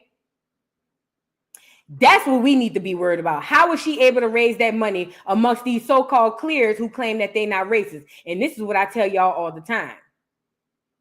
I'm like Muhammad Ali. If 100 snakes is at the door and 90 of them won't bite me, but 10 of them will, what I look like opening the door to hope that the 90 hold back the 10? I don't trust none of them. I think they all racist. That's how I walk into the situation. I'm not about to be the one caught with my pants. Oh my God, I didn't know. No, I assume off the cuff. I do. Unapologetically, I do. That's my defense mechanism. Unfairly Jamaican, thank you for the super chat, niece. She says, good morning, afternoon, Vu and Acorns. This time change from Florida to Cali got me. Now I'm missing your lives. I got to wake up earlier now to catch you. Oh, yeah, California, like 4 hours behind, huh, from Florida? Child, I understand, but I'm glad you saved, though, niece. Thank you so much. Nicole Smith, thank you for the super chat. That bitch is from the Ukraine. She looked like she's from the Ukraine. Look at her stringy hair. Look at her stringy hair. Look at the way she built, like a number 2 pencil. She looked like she's from the Ukraine. She looked just like that. Love, thank you for the super chat. Real Talk with Miss J says, I see people saying they never heard of Ellis Island. Wow, the school are really failing our children. Yes, the school don't teach us about Ellis Island. The school ain't never. Let me show y'all for the ones in the comment section who's never seen Ellis Island. Remember, they told us we came off of a boat, remember? They told us we came off of a boat and that we came from Africa off this big old boat and wooty wooty woo. But what they didn't tell y'all was that Ellis Island, which is New York, is where they took all of their the clears came over off a boat, not us. They gave us their story, is what happened. Hold on, Ellis Island. Let's go here. They gave us their story, just in case you were unfamiliar with the situation. So yeah, they came in off of a boat, not us. Let me see if I can go to this. Let me see. Yeah, a lot of the clears came off the boat to Ellis Island. Hold on, can y'all see this? Look. Yeah, they don't want to tell you about this. Most of your clears that you see today came in off of Ellis Island. I thought they had a picture of the boat, but I don't see it. It don't matter. I got one here. Hold on. Look. Y'all see all these clears on this boat? Look. Yeah. They come off the boat, not us. They did. Look at them. All cramped up on the boat. Can't go nowhere. Look. They the ones came off the boat. Not us. Not us. And they got off this boat from Ellis Island and they come through New York and they got off the boat. They were asked their names and some of them made up new names and then they were checked to see if they had some sort of diseases and all that stuff. And they relinquished them folks off into the population. A lot of these clears were the ones they sent down south. Remember, we talked about this before when Martin Luther King said they built land grant colleges and basically gave those white folks all of this stuff and taught them how to farm. These the folks he was talking about. These are the clears he was talking about. That's who he was talking about. When Martin Luther King spoke about how he said they have these clears, they giving them land, they giving them land grant colleges, teaching them how to farm. These the folks he was talking about. And more than them, but for the most part in the early 1900s, yeah, that's them. Yeah, Ellis Island folks. So when you get to asking these clears today, ask them where their grandparents from. They know their grandparents was off the boat, most of them. Yeah, in case you didn't know, now you know. Now you know. Yay. They was outside and they came over with so much disease. You should have heard about it. It was so much disease getting off that boat. Remind you, a lot of these people are sleeping with their animals, eating with their animals, procreating with family and animals. Come on, man. Don't do that. So when I see a clear Ukrainian on here calling somebody the N-word, I start thinking, Sharjay, thank you for the super chat. Where's the little boy and mother? I don't believe this story, just wanting to raise funds. It might be a ploy, child. It might be a ploy. Who knows? Who knows? It could be fake too, because I was thinking that too. Yes, ma'am. Yeah, this is a good idea too. Chiefess Tubbins, thank you so much for saying this. She says, y'all go watch the video Dane Calloway did of the Statue of Liberty. He shows you all the pics of them clears on the boats. That wasn't us, that was them. Absolutely. Check out Dane Calloway. Please check him out because he did a whole video on Ellis Island. Absolutely. But it could be all fake, y'all. Who knows? All we know is this clear woman done got off the boat and came over here calling us N-words. Child, please. We need to be worried about how they're able to collect all this money. Yeah, but, you know, it is what it is. Like I said, thank God the little kid, 5 years old, he won't be able to deal with it. He won't have to deal with it, you know, at least for now. And he won't remember. Now, let's get into, speaking of Black people being amazing.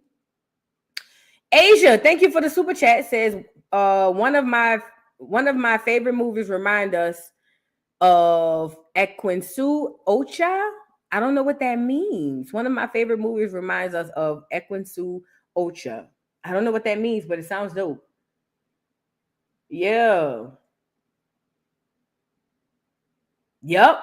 Sally, they had to stay on Plymouth Rock. They had to stay on Ellis Islands until they passed the health checks. Yes. Yay. These clear people, y'all gotta run it, man. Y'all better watch out. Y'all better watch out. Y'all got to know y'all history. We'll deal with it. All right, let's move on. So this man, Rodney Hinton Sr., what's his name?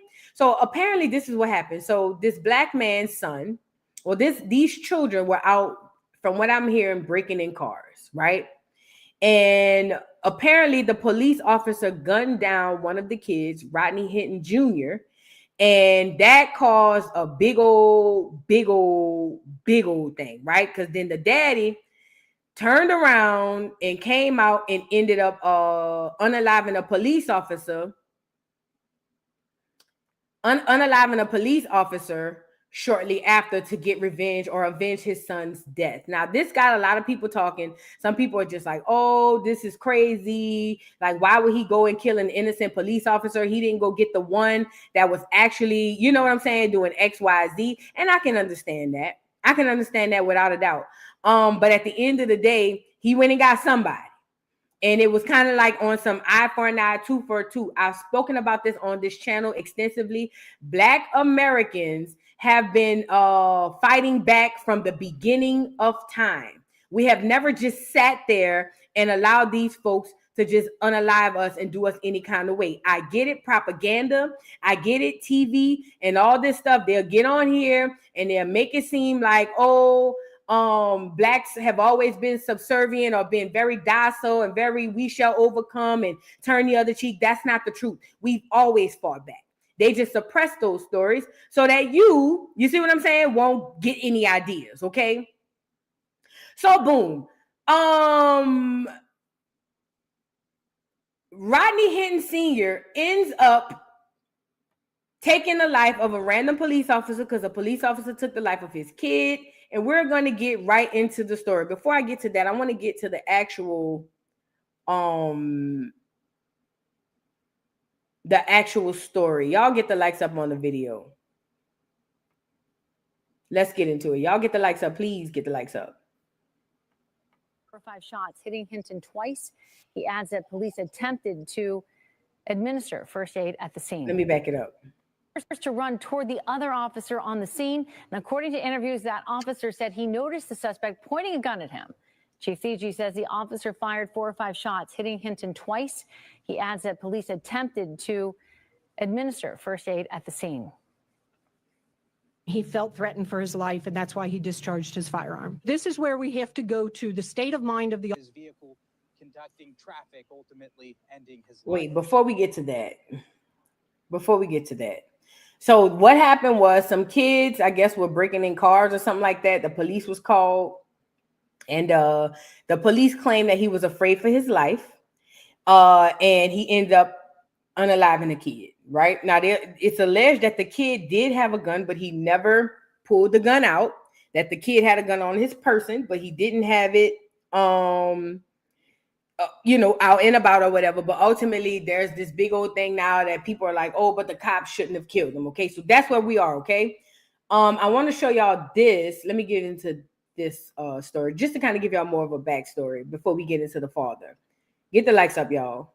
Condos Thursday morning, Cincinnati officers tracked down a stolen vehicle. As you know, we had a critical incident yesterday. 4 people get out and start running. In body cam footage released today, in just 6 seconds, police say 18-year-old Rodney Hinton aims his gun at officers. Police shoot and kill him. Today on MLK Drive, a deputy is working traffic control for UC graduation when a driver crashes into him. There is a connection between these two incidents. The driver of today's vehicle that struck a deputy has a family relationship with the 18-year-old that we shot yesterday. Chief, is the person who hit the deputy the father of the person who was shot yesterday? Yes. Hill Condos Thursday morning, Cincinnati. Brian Hinton's father, 38-year-old Rodney Hinton, is charged with aggravated murder in the deputy's death. He was taken to University Hospital in critical condition. Hours later, the Hamilton County Sheriff's deputy dies. The CPD homicide unit investigating both the death of the deputy killed today and the death of the 18-year-old shot by police. I can assure you, as the chief of police for Cincinnati, I will ensure you transparency and a thorough and accurate investigation. Brian Hinton's father. All right, so kind of to give y'all the backstory, basically the kid was found breaking into cars or trying to steal cars. The police were called, police get out there, and they claim that the kid pointed a blicky at him, so they unalived him, okay? The police unalived that kid, and then the daddy the next day went and found some random police officer and ran into him and unalived him. Now, the father, Rodney Hinton Sr., he has been arrested, okay? The son is gone. That's what the deputy said. The man who ran into another deputy is the father of the son who we shot and killed. You feel what I'm saying? And now they have him on arraignment, and they brought him into court to deal with him. Now, the police are a bunch of bullies. You know, they stand by each other, and so they try to intimidate him in court. Now, this is my thing. Before we move into the father, let me say this. Teach your children to not break into people's stuff. Take this police stuff off the table. Take this police stuff off the table. Breaking into cars, breaking into homes, robbing, stealing, all of those things like that, we got to do better with our kids. Because I'm going to be honest. I wouldn't want it to be one of us that ends up retaliating, and then next thing you know, we battling each other. These children got to stop. They have to. Take this situation off the table. This has nothing to do with this situation. I'm saying in general, I would be more afraid for my child going out there to do something like that and getting popped. You see what I'm saying?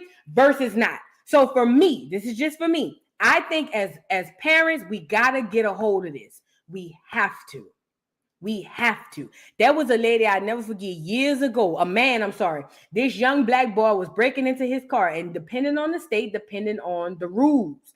In New Orleans, there was this clear man who was living in an apartment, but his car was parked downstairs in the parking lot. Some kids tried to break into his apartment. This clear man came to his balcony from his apartment complex and unalived the kid that was breaking into his car. But because Louisiana has a stand your ground law and your car is an extension of your property, that man walked. And while I felt some type of way about him being a clear man and that being a black kid, in my mind, I'm thinking to myself, I'm not going to lie. He had every right, even though I don't agree with it, he had a right to do what he did. I'm not talking about this situation. I'm talking about what happened in New Orleans years ago. Okay, you see what I'm saying? Now, in this particular situation, I don't believe that he saw no blicky. You know how the cops go. As soon as the cops say, I fear for my life, immediately I call cap. So when they say, oh, I fear for my life, da da da da, I'm sitting here going, okay, here we go. Here we go. But you're going to start seeing a lot of black clear on black violence, a lot of stuff to get us all riled up because we have been in sync as a culture and we have been dancing with our boots on the ground, which is very ancestral, and they're trying to find ways to pull us away from that energy. But as it pertains to this particular case, as it pertains to this particular case, I do not believe that young boy, Rodney Hinton Jr., pulled out a blicky and tried to go at the cop because they were running away. They were running away. It doesn't make sense. Now, if they were at a standoff, maybe, but they were running away. But again, more clear cops feeling like they could just get one off. But this time, it didn't work out the way they planned it to work out because his father, who allegedly has suffered from mental illness, the father who allegedly has suffered from some sort of mental illness ends up running over another cop and unaliving him. Now, you know, this ticked off the police. Again, my only thing that I would talk to my people about is we got to stop our kids. We got to do something about our kids breaking into people's stuff. We have to. We have to. Because guess what? It ain't going to always be a clear person behind the blicky. Then what? Then what? You see what I'm saying? So, okay, boom. So now let's get into the father. So now the father has been arrested, right? And he went to court. Tell me why a crap ton of police came to court to intimidate the father. But the father looked each and every one of them in the eye and was basically like, screw you, figure it the F out. Let's get into it. The father was very unapologetic about what he did. He don't feel like he owed nobody nothing. And he said what he said and he did what he did. Now, before we get into how many cops were there, mind you, the entire courtroom was full of cops.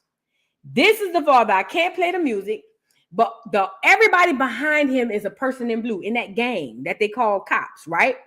Watch how they try to intimidate him, but how he looked each and every one of them in the eye and even say a few things to him as well. Check him out.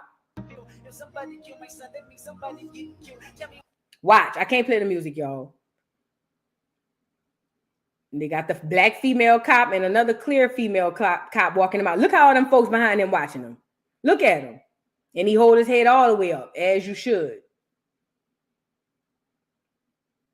Look how you see. Hey, did you see how that clear bald head man looked at him? Watch him. Watch him. Let me turn the volume down. Watch how he look at him like I'm gonna skin that boy. Let me back him up a little bit more. You can listen, they are furious.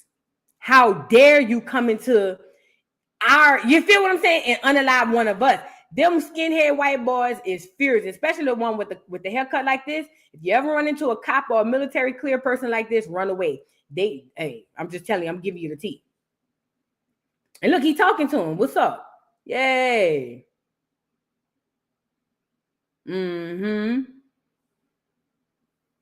All right.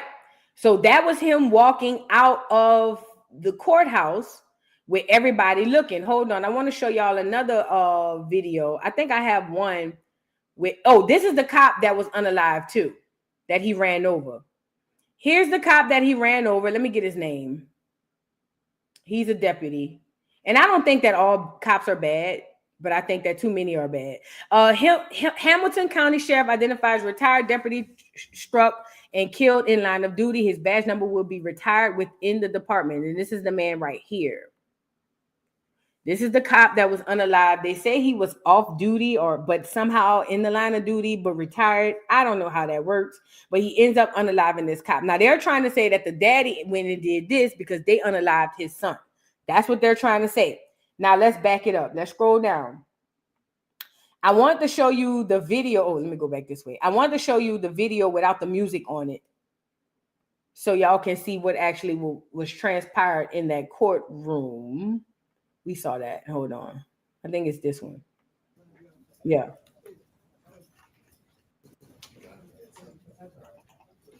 You saw how that clear man looked at him? Look at him. He wanted to jump on him right then and there. Look. The black woman won't even give him eye contact.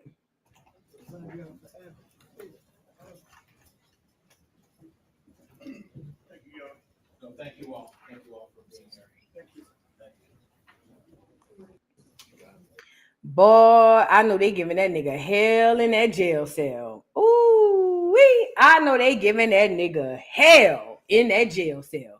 I know they are doing him a number in that jail cell. You know, looking at this, I keep telling people, and I don't care what nobody say, black man don't belong on them folks police force. Black man don't belong in them folks military.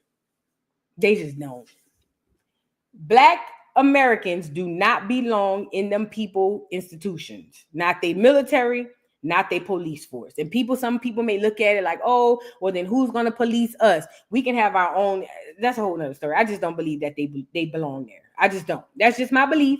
I just don't believe that they belong there. So this is the daddy. The daddy went on trial. Not trial. I think he just was arraigned. And they found out that he done unallowed the police officer in retaliation. You know they about to give him the business, huh?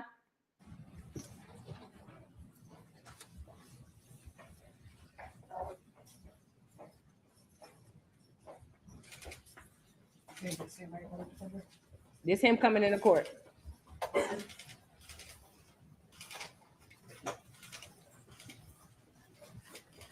Look at all them police. Good morning, Mr. Hinton. Good morning. He said good morning, Judge. He's very soft. Okay. All right. Thank you. All right. Anything as to probable cause? Yeah, we'll waive probable cause this morning.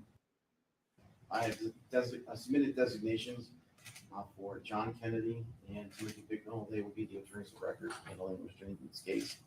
I'll be handling the arraignment this morning. All right, thank you. Mr. Prosecutor, or anything as to as to bond, Your Honor. Thank you. Your Honor, we understand this is a very, very serious, very terrible charge that Mr. Hinton is facing. He has a risk, but he does not have a history, Judge. He has no felonies in his record. His risk assessment score was a 1. He has a juvenile record. He works at BDF.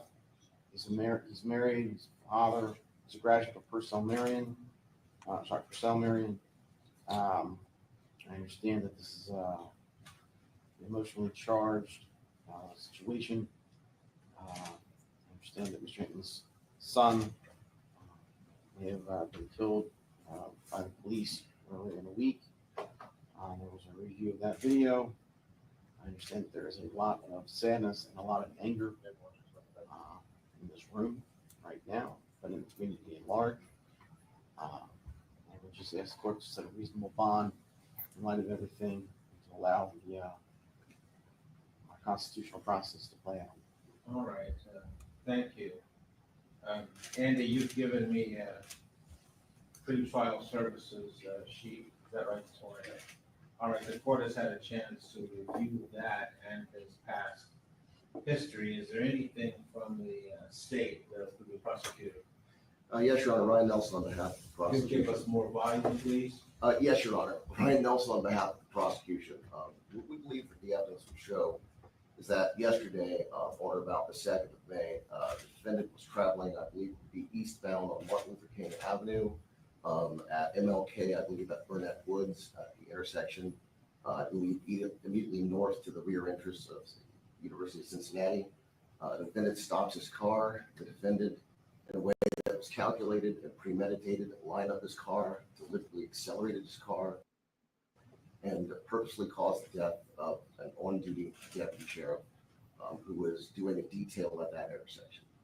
As such, we are going to be seeking indictment for aggravated murder, and we would request, in accordance with ORC 2937-222, for a no bond hearing. That rule requires that hearing be set within 3 business days, so we are seeking to set that date on the 6th of May of 2025.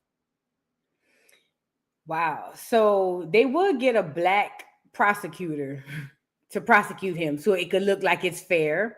I told y'all racism is still here. They just making it look different. You know what I'm saying? But of course they're gonna get a black prosecutor to prosecute him, so it won't look bad enough. It's a whole bunch of police in the doggone stadium or in the station or at the courthouse.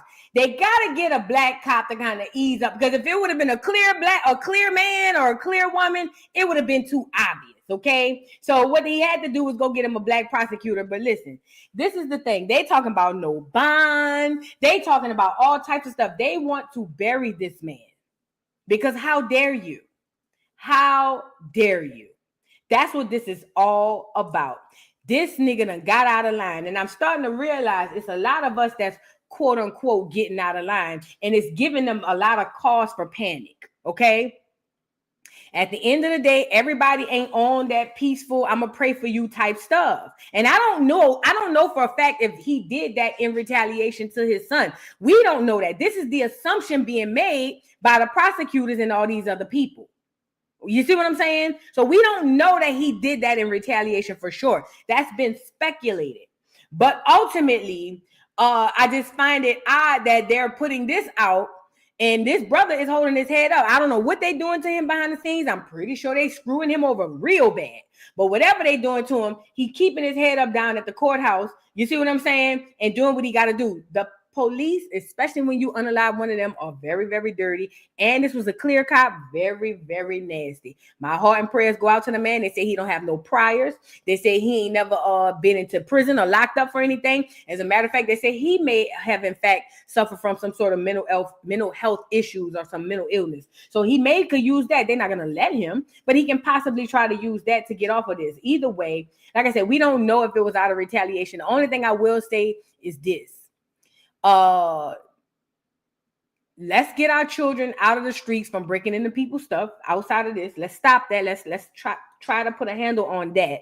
And then also shout out to the brother for standing his ground and not holding his head down when he walk across all those white boys or white folks, period, especially in uniform, because most of us cowered away. Most of us he held his chin so far up, they knew that he felt how he felt, and it was what it was, because he's a man just like they are. You feel what I'm saying? So it is what it is. My heart and prayers go out to the brother. I don't think that the other cops should have been unalive, but it is what it is. My heart and prayers go out to the brother, and we just gonna leave it at that. We'll be watching this case and see how it goes. But I'm pretty sure with the amount of cops in the courtroom, they probably ain't let no civilians in there with all the cops that was in there. So we already know how this may or may not go. Hopefully there's some brothers on the inside. I don't know how prison works now. I've never been to prison, knock on wood. But either way, I don't know how prison works. I thought it was like blacks over here, the Aryans over there, the Mexicans. I don't know. Hopefully he got him some protection in there. We'll see, okay? We'll see. Yvonne says death penalty case. Probably. But we got to move on to the final story. Let's get into... what's the bitch name? Jenelle Sinbad in the Cookout. We got to discuss this Cookout. Like I said at the beginning of the live, one of the biggest things that we didn't take from that movie Sinners is those folks needed an invitation into the juke joint. Without the invitation, they could not come in and integrate and infiltrate. Okay? That was one of the biggest takeaways from that movie. Yet and still, we still running around here giving out invitations to the Cookout, okay? Now, let's talk about this proverbial Cookout. First and foremost, a lot of the people that I'm seeing giving out invitations to these cookouts, you don't have the right nor the invitations to give. What do I mean by that? When we talk about the proverbial cookout in America, we speak about Black American culture and we speak about the cookout, okay? And this is no shade to my other people. Love y'all, especially my people in the Americas, my Caribbeans, my Black Hispanics, my Black Caribbeans. I'm not talking about y'all as a collective, but there's a small, minute group of them who get to America and blend in with the Black Americans, and they start giving the proverbial passes to use the N-word. They start giving the proverbial passes to come on to the cookout. And to be completely honest, as Black Americans, we got to not only gatekeep from the people that are being invited, but from some of the people that are handing out the invites. Some of us are handing out the invites to these folks, and but it's okay, but it's cool, it's different. But then you don't understand. In New York, the Puerto Ricans eat spam out of the can like us.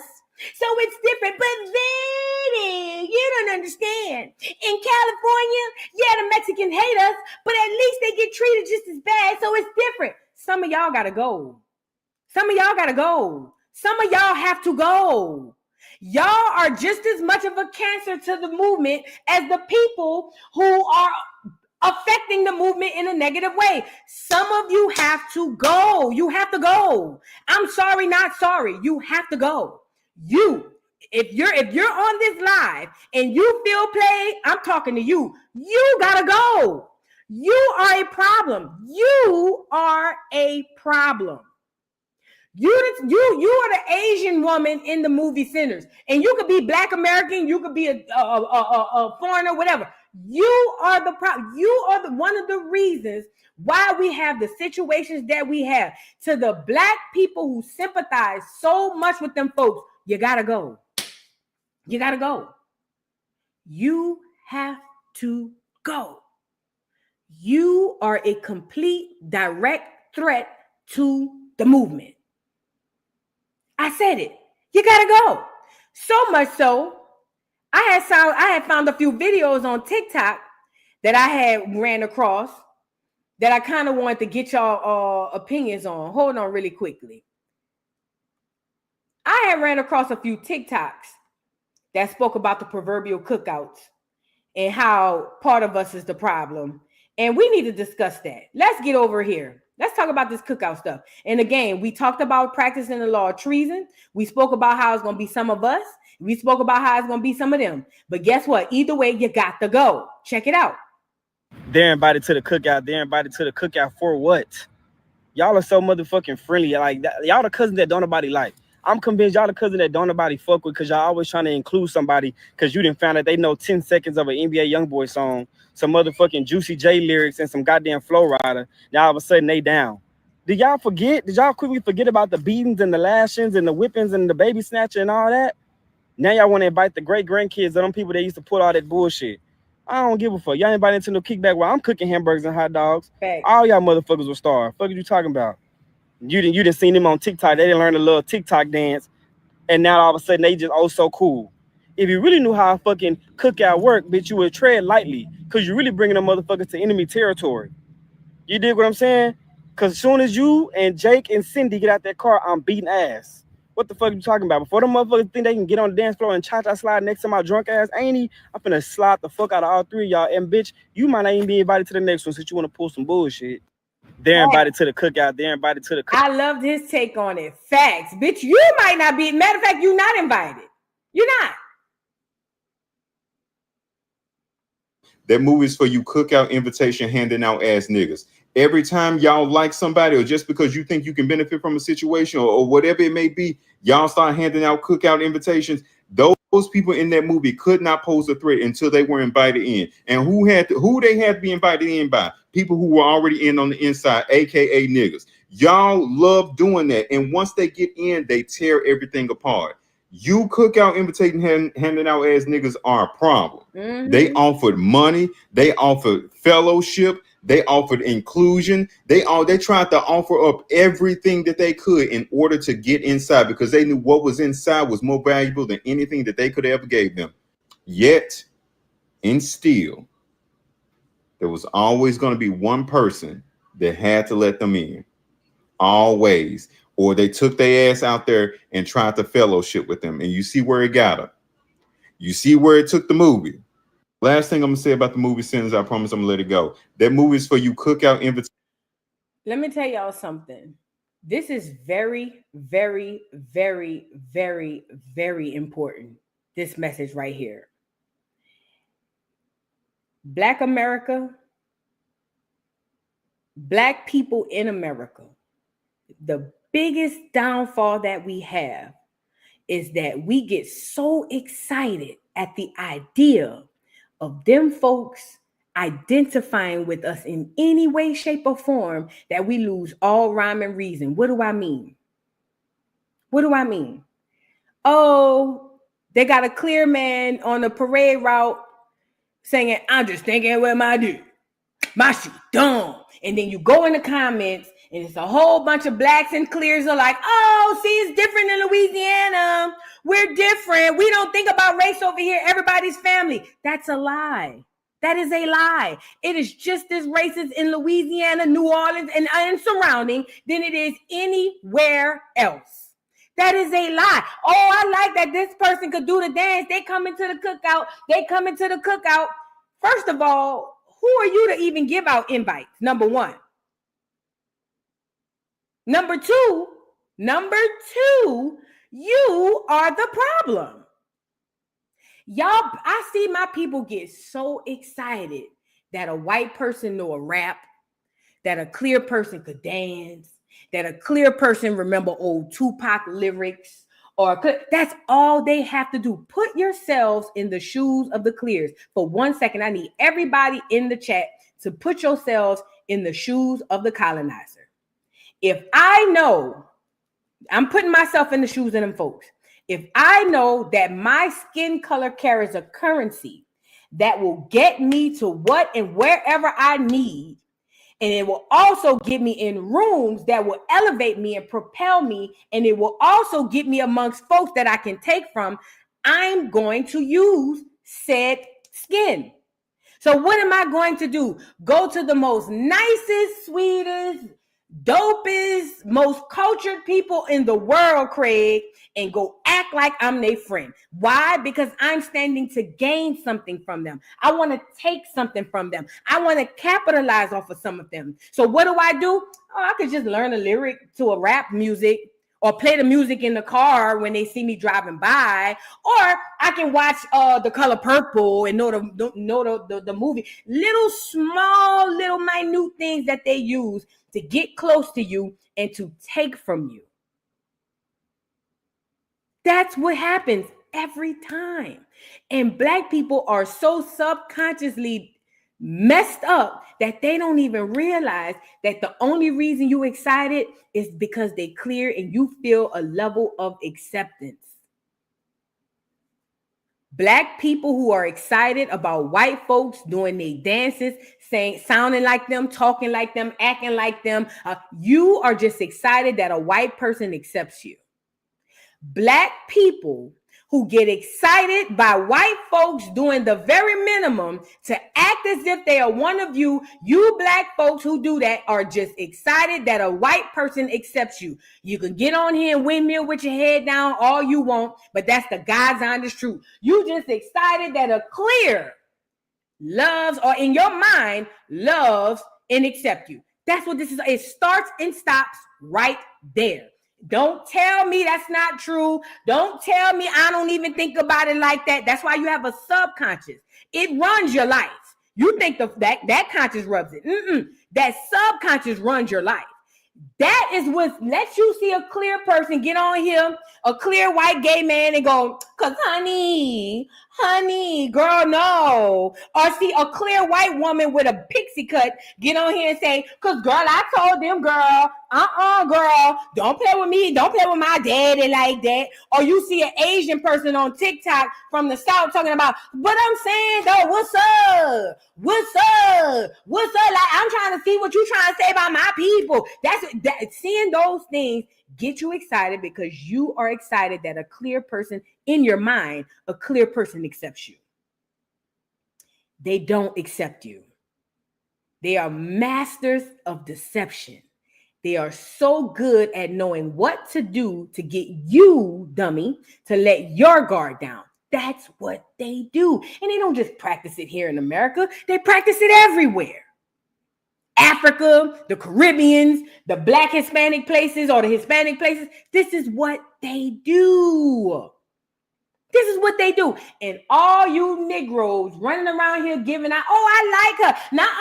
The cookout is open. The cookout, Sarah could come to the cookout. Sarah got 1/16 of Black blood in her. Sarah great grandmother was half Black. She can come to the cookout. Look at that girl, clearly got some Black in her. Why? Because she know how to dance and talk like you. Are y'all okay? You niggas who running around here inviting everybody to the cookout, your invitation is about to be revoked and you will be permanently banned from the cookouts. We're tired of y'all niggas. I'm tired of y'all niggas. I can't speak on nobody else. I'm so tired of you cookout invitation having ass niggas. I can't stand y'all niggas. As a matter of fact, y'all just as bad to me as the white supremacists. I'm just telling you, in my mind, when I see black folks running so fast to just, oh, come on in. Y'all niggas, I seen these black folks, this white boy was working for UPS. He jumps off the truck and they like, go in there and get something to eat. And look at all the black people. See? One thing about us, bro, we gonna hospitality to everybody. Now you pass your black ass in front of a white cookout or a white gathering and see if they'll tell you jump off the truck and bring your nasty ass in there and go get a plate of strawberries. You do. How about that? But y'all don't think like that. All we care about is, well, we accept it, but they accept us. They accept our culture. They accept our language. They accept these folks, especially on TikTok, are making a bag off of your head, you dummy.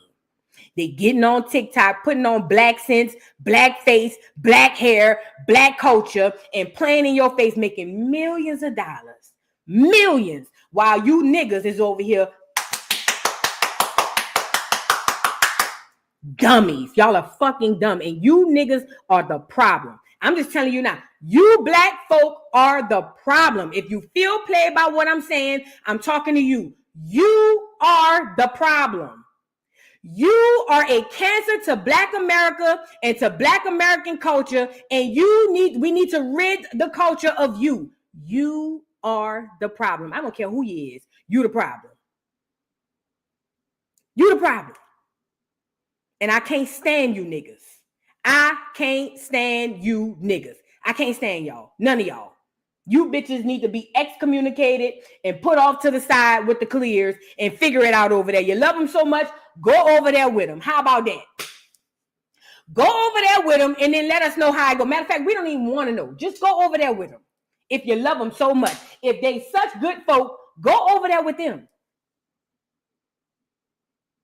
Go over there. But I bet you don't want to do that neither. Because you know that even though they playing like they accept you, they really don't. You know that. But it's just the instant gratification of it all. It's what it's all about. Okay? Now, speaking of instant gratification. So, you know, the trail rides has been a thing. The trail rides have been a thing.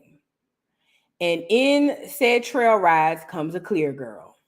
Let's get her on here. What's her name? Jenelle Sinbad. Now let's talk. This clear girl, Jenelle Sinbad, learned how to do a trail ride dance and the niggas lost their minds. Oh, she's great. Oh, she does it so good. She's the best. She's so great. We're going to pay her thousands of dollars to come to our functions, come to our parties, and get up here in line dance. Here's the clear girl. Here she go. Here she go. Here she go. They paid this girl thousands. To this day, pay her thousands of dollars so she can come and do the trail ride dance. Look.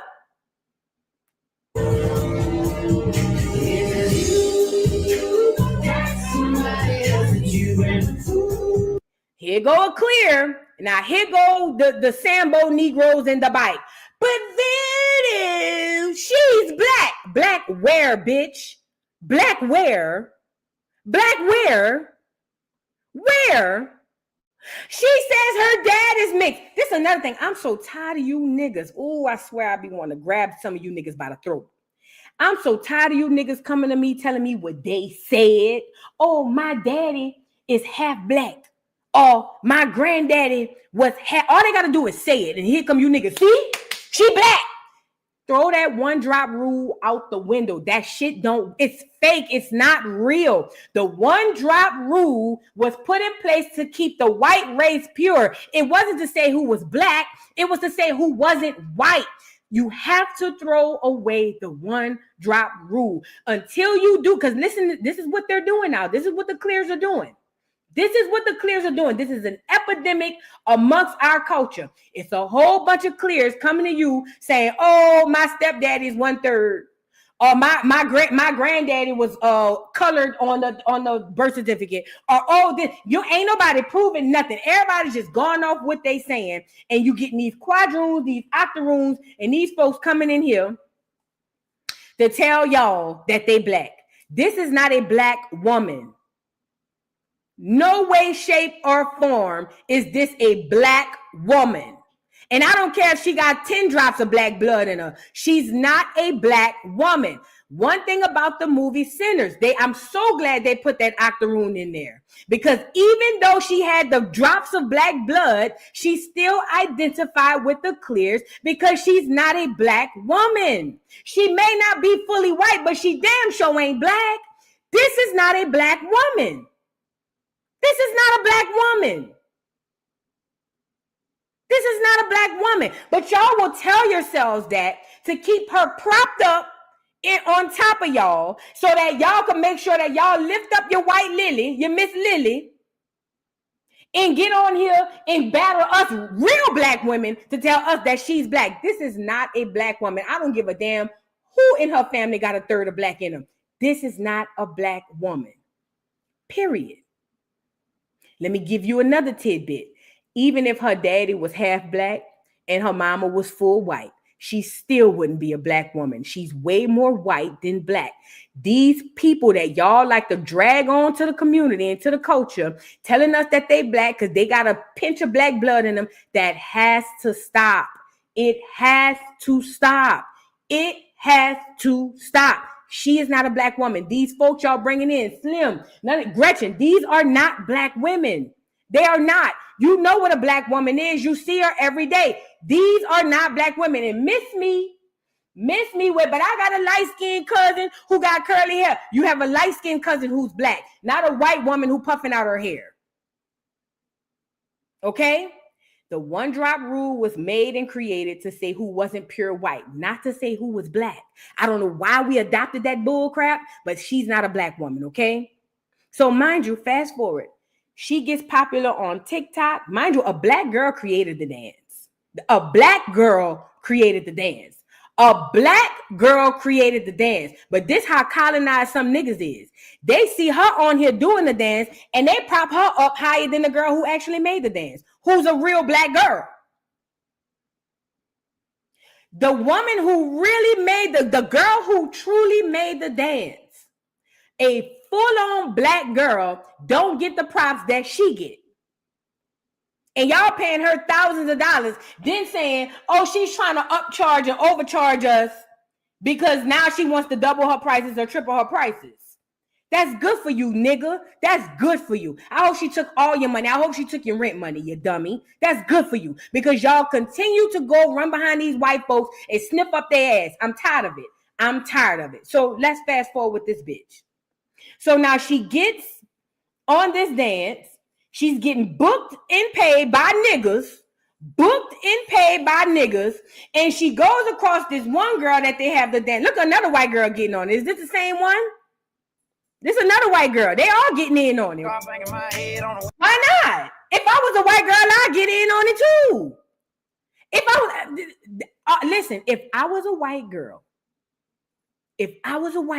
and I knew it don't take much to fool these dumbass niggas and all I got to do is learn a dance or rap a song, I'd be on this bitch too. Dancing in y'all culture. Yes, I would. That's the same one? Okay, it don't matter. So let's fast forward. Now she does the dance next to a black girl because we are the essence of the movement and of the dance. She does a dance with this black girl. The girl in the purple eats her up. Eats her down to the ground. Talking about the white girl. So the white girl does a booking. Her and the girl in the purple are dancing on stage together, right? The black girl in the purple eats her down to the ground. And then the white girl don't like that because her true nature of who she is comes out, which says, how dare these Negroes think that they can compete with me? I'm a lily white girl. Are you okay? Because that's what happened. So look, let's get into them two dancing together. And mind you, on her live, she's telling everybody, can't nobody fuck with me. Can't nobody fuck with me. But the girl in the purple next to her that you can't see from her live is eating her alive. Check it out. What the fuck? Bitch, you got me hanging on the rail recording you.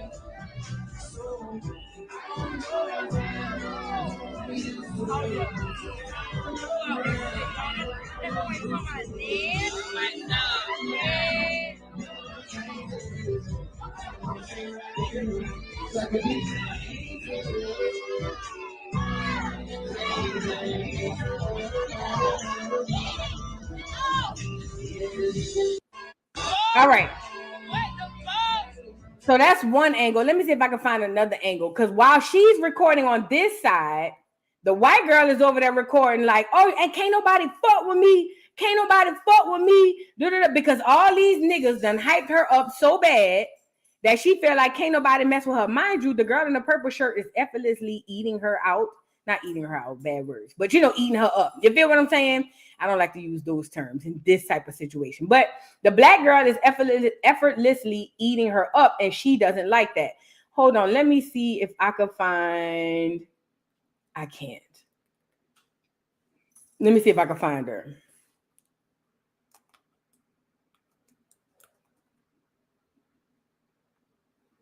Let me show her how cocky she was. Talking about, 'cause can't no bitch fuck with me. Ain't nobody fucking with me. And look. Peep it out. This is how confident and how much confidence y'all gave this pale heifer. Look.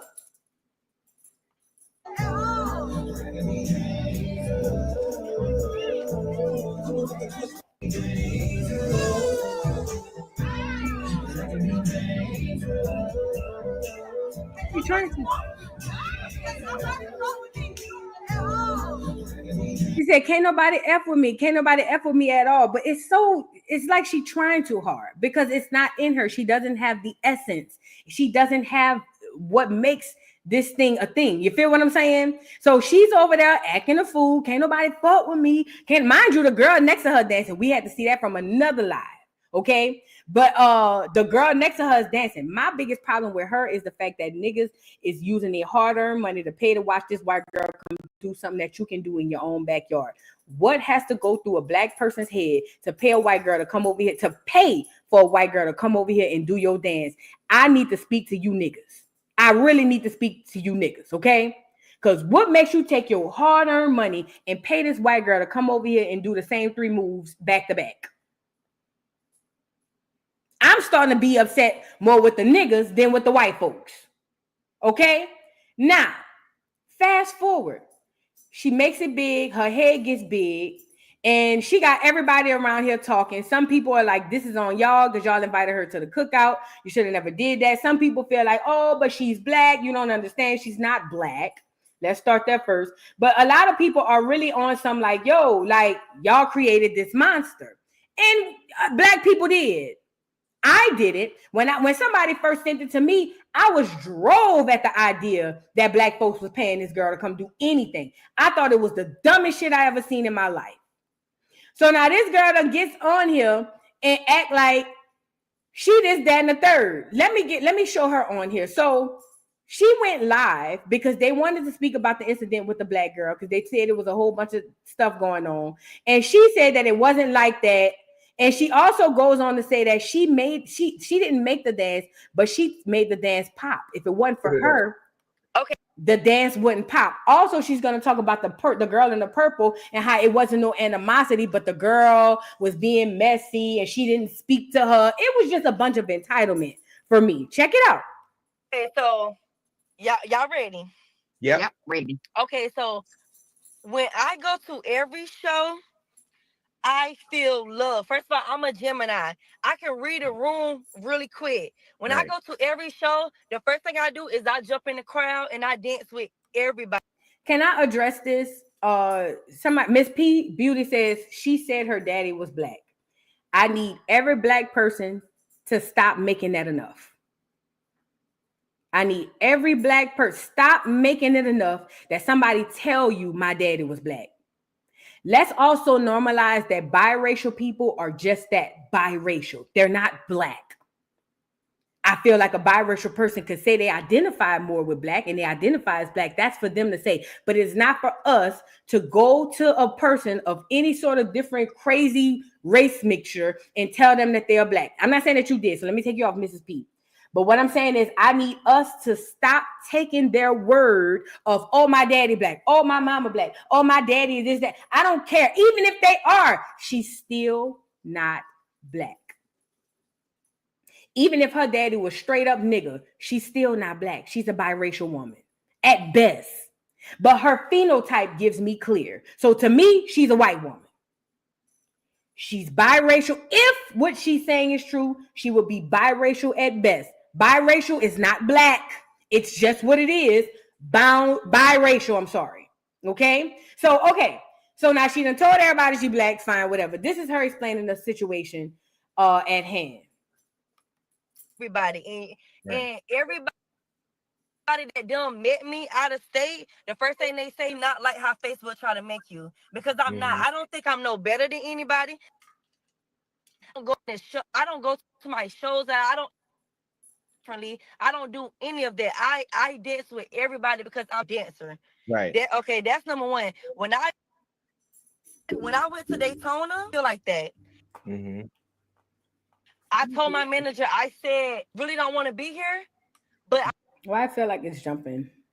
I'm a fake. Right. Went in the crowd. When it took me a little minute to go in the crowd. When I went in the crowd, I don't know this girl. You feel me? Like when I seen her go viral the very, very first time she had on a yellow crop top, she didn't have weave. She had, you know what I'm saying? Her hair was this hair. She didn't have weave. So that was her. Okay, so first of all, I'm already comfortable. I already feel like I shouldn't be here. So I'm already feeling funny, but I'm still faking it till I make it. That's number one. Right. Okay, number two, I'm on stage. I'm dancing. I don't mind nobody dancing with me. And you're right, it's not my dance. Tiana Page created the dance. I blew the dance up. But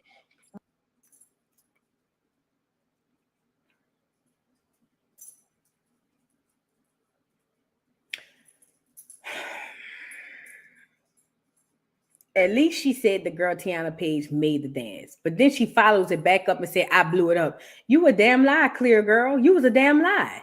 Because that dance was viral on TikTok before you came along and started doing it. The dance itself, I still don't even know what it's called, but I've seen it on TikTok. That dance was viral without you. You went viral because you was a white girl doing the dance. But you didn't blow the dance up. You didn't. Yes, BC, she gentrified it. That's about it. She gentrified it. She didn't blow it up. You gentrified it is what you did. Like, stop the cap. That is not, I don't care if anybody dance with me because I'm a girl's girl. I love when people dance with me. Like on my shows, everybody, I literally ask at least one or two girls to dance with me. That was not the problem at all. Like I said, I'm a girl's girl. So she comes on stage, she sized me up, and she rolled her eyes and then continued to dance. So not only that, her group is in front of us, like blowing the whistle at her, pointing at her. So I literally turned to the camera next to me and I said what I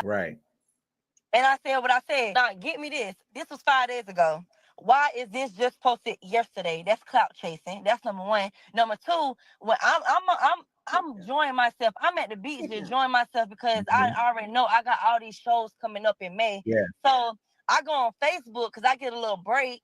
I get on Facebook. The first thing I see is this video. The first thing I do, because I'm a genuine person and I care about people's feelings. I didn't read the comments. I didn't do nothing. When I seen that video, the first thing I literally did was jump in her inbox and tell her what it was.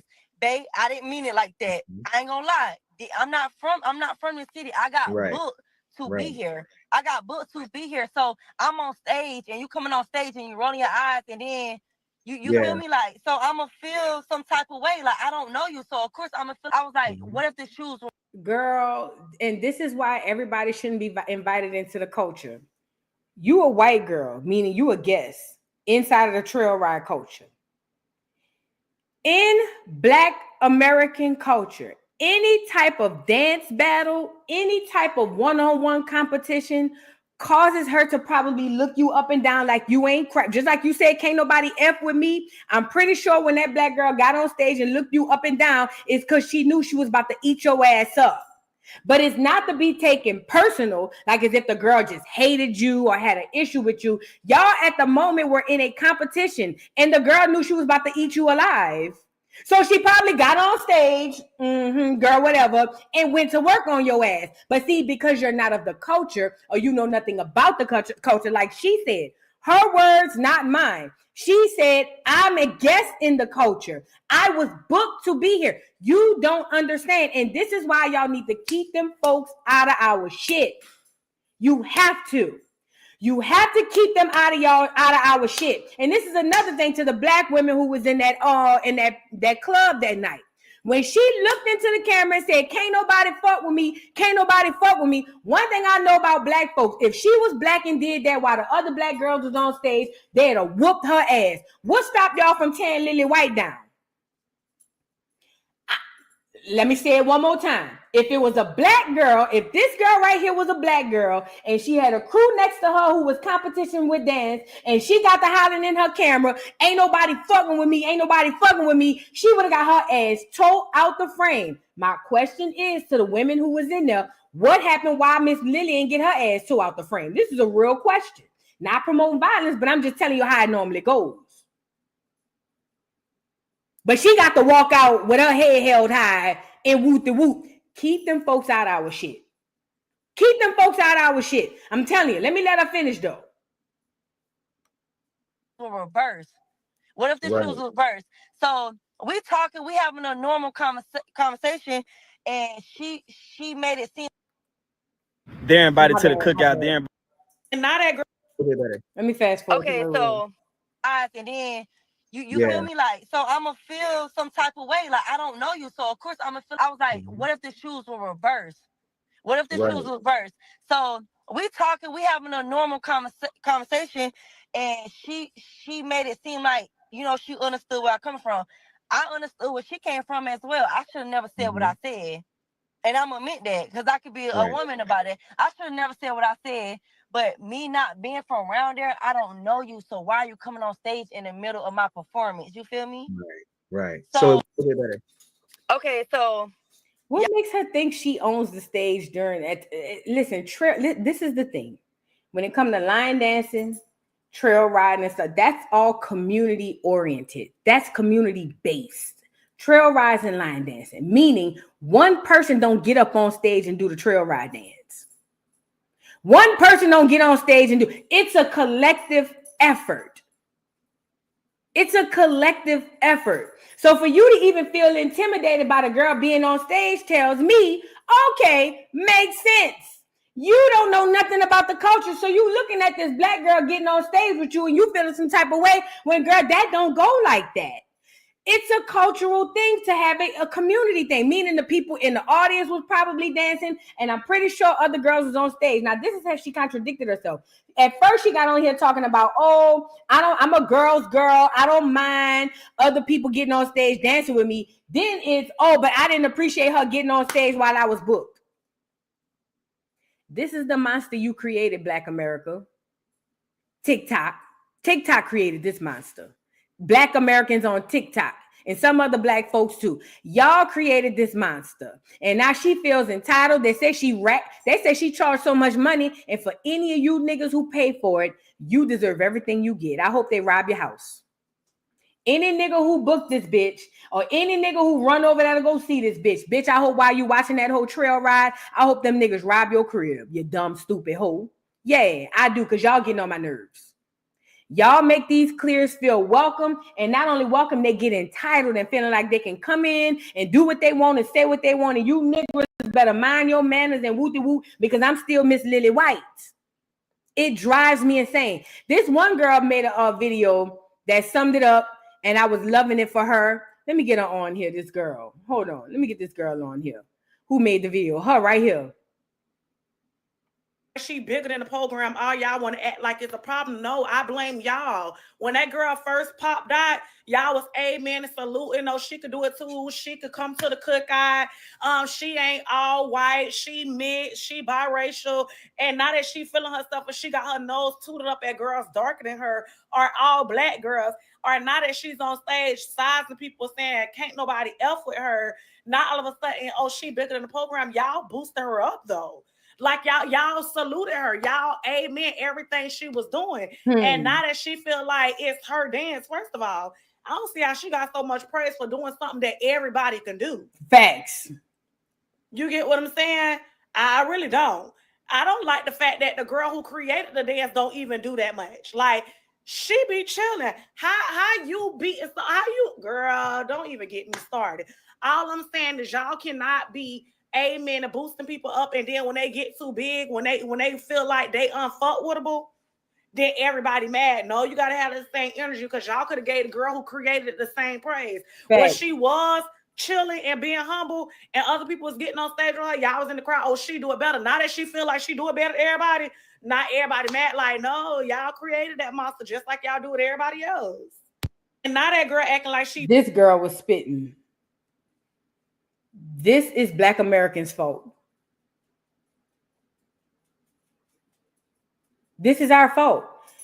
Again, like she said, when the girl was on there doing with folks, black folks hyping her up just because we so excited to see a pale skin do something that we can do. Girl, everybody named Moan was doing that dance. What's so special about her? The fact that she wear her hair in a high ponytail and let it be curly at the ends. What's so special about her? Nothing. She don't even do it the best. I know what it is, because she's a clear woman and it gives some black people, it gives them a slight bit of acceptance. That's what this is all about. Your need and desire to be accepted by them pale face folks. And that's a problem. That is a huge, huge problem. Any black person who put together nickels to get this bitch to go perform at anything, you are the problem. You are the problem. The people who went to see her, you are the problem. The people who can't wait to see her on Facebook, the people who asking a book, you are the problem. You are the problem. And you know what's crazy? If it were not for people like you guys, we wouldn't be in the situation that we in. It's people like you who sold us all out. It's people like you people who sold us all out. And unfortunately, until we rid the place of people like you, we will forever be under subjugation like we are. It's because of you. And it's not just you. Ancestrally, that's who you were back then. That's who your ancestors were. You are today who your ancestors was over 100, 200, 300, 400 years ago. So you're playing your part. You're playing your part. Don't blame yourself. Blame your ancestors. Blame the folks that came 3, 4, 5, 6, 7, 8 generations before you, because you are taking on who they were when they were here. You're the problem. And you one of the reasons why we got sold out. Yeah. That's why I don't feel play when white folks say your own people sold you out. They ain't lying. They ain't lying. Black people are the people who sold us out. White folks couldn't do it by themselves. It ain't enough of them. Y'all ready to have the conversation or no? White folks can't do it by themselves. There's not enough of them. They have to get some of us on board. You're the problem. Ancestrally, your whole lineage is bullshit. Everything about you today tells me about your lineage, and it's bullshit. You see what I'm saying? This girl right here, let me get her on here. Let's really be clear about this. Let's really, let me find her on here. Let's really be clear about this. Look at her standing next to the black girl. This girl right here is not a biracial woman. She does not have one black parent and one white parent. I don't even think this girl here is a quadroon, meaning one parent might have a half black. Maybe an octoroon, maybe. But in my opinion, she's just white. She's just a white girl to me. She's white. It's what she is. But even if she did have a pinch of black blood in her, stop giving away your identity to everybody because she's not a black woman. Okay? She lied to y'all. Most of these folks getting on this internet and just telling y'all, oh, my so-and-so is this, and y'all just running with it. Just head up running with it like dummies. This is not a black woman. This is a white woman cosplaying and capitalizing off of black culture. And black culture, black Americans, you are the reason why these folks can do that because you invite them in through the proverbial cookout, you pay them well, you treat them well, and they come in and they get comfortable. Like Malcolm said, they will integrate and then infiltrate. If you understand the definition of integrating, meaning come together, infiltrate, meaning to basically backdoor your ass and take it from you. Okay? This is what they do. And this is what black Americans and black people, period, all around the globe have continuously allowed them to do. I don't care what your little Petey Bird get hard for. If you like her because she attractive or whatever, because I see a lot of black men was windmilling. Oh, y'all just hating, black women just hating. We don't give a damn about her. She ain't even got no hips.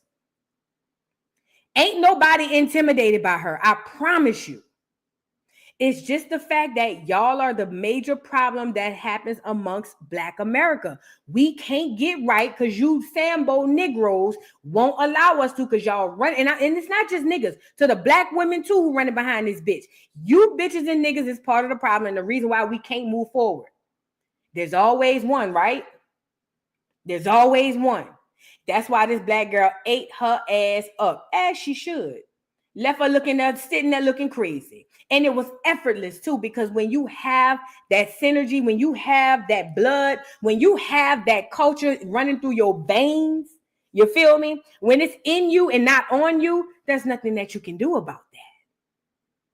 When it's in you and not on you, there's absolutely nothing anybody can do about that. So shout out to the black sister, to the sister in the purple top. You ate her ass alive, as you should. Now, we don't want to hear that you called the sister and say, oh, it ain't about that. It ain't about this. Girl, shut the fuck up. I hope we never see you again. And this is to the girl, Jenelle. I hope we never see your clear ass again. I don't even know why them niggas made you anything, period.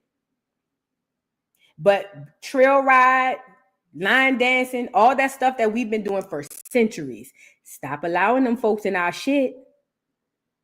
Stop allowing them folks in our shit. Same thing happened in Sinners, right? Right?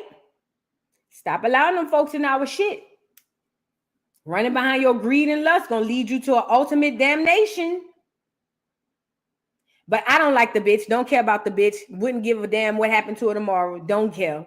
Literally don't care. So it is what it is. Y'all, let me read some more super chats. Because yeah, this made my nerves bad. And this message is not to white folks. This is to black folks. My message is to black folks. You are the problem. You are the problem. You are the problem. Miss Tuskegee, Alabama, thank you for the super chat. Says the white man saved the day. Black Panther movie. Yes. And I'm so glad you brought that up, Miss Tuskegee. One thing I love about the movie Sinners is, like all other Ryan Coogler movies and all other black movies, period, there's always a white man that saves the day, but not in Sinners. Not in Sinners. They were who they are, devils. So shout out to the brother Ryan Coogler for that, because at least we got a movie where the white boy ain't coming in saving everybody. You feel what I'm saying? Because in the movie Black Panther, it was the white pilot who was a CIA agent, remember, who was the only one knew how to fly the jet. Stop the cap. So you mean you created an aircraft that only this white boy could fly? That shit pissed me off when I seen it. Don't get me out. Don't get me started. T-Day, thank you so much again for the super chat. Appreciate you. Keep teaching. Thank you so much for making it rain, T-Day. I make it rain. I make it rain. I make it rain on them hoes. I make it rain. I make it rain on them hoes. Thank you so much, TD. I appreciate you. Thank you, thank you, thank you. Bougie Thug, thank you for the super chat. She wears her hair puffy to prove she's mixed. And that's another thing black people need to get across their heads too. Just because they got curly hair or somewhat kinky hair don't mean that they automatically mix. Have y'all seen the Italians from Sicily?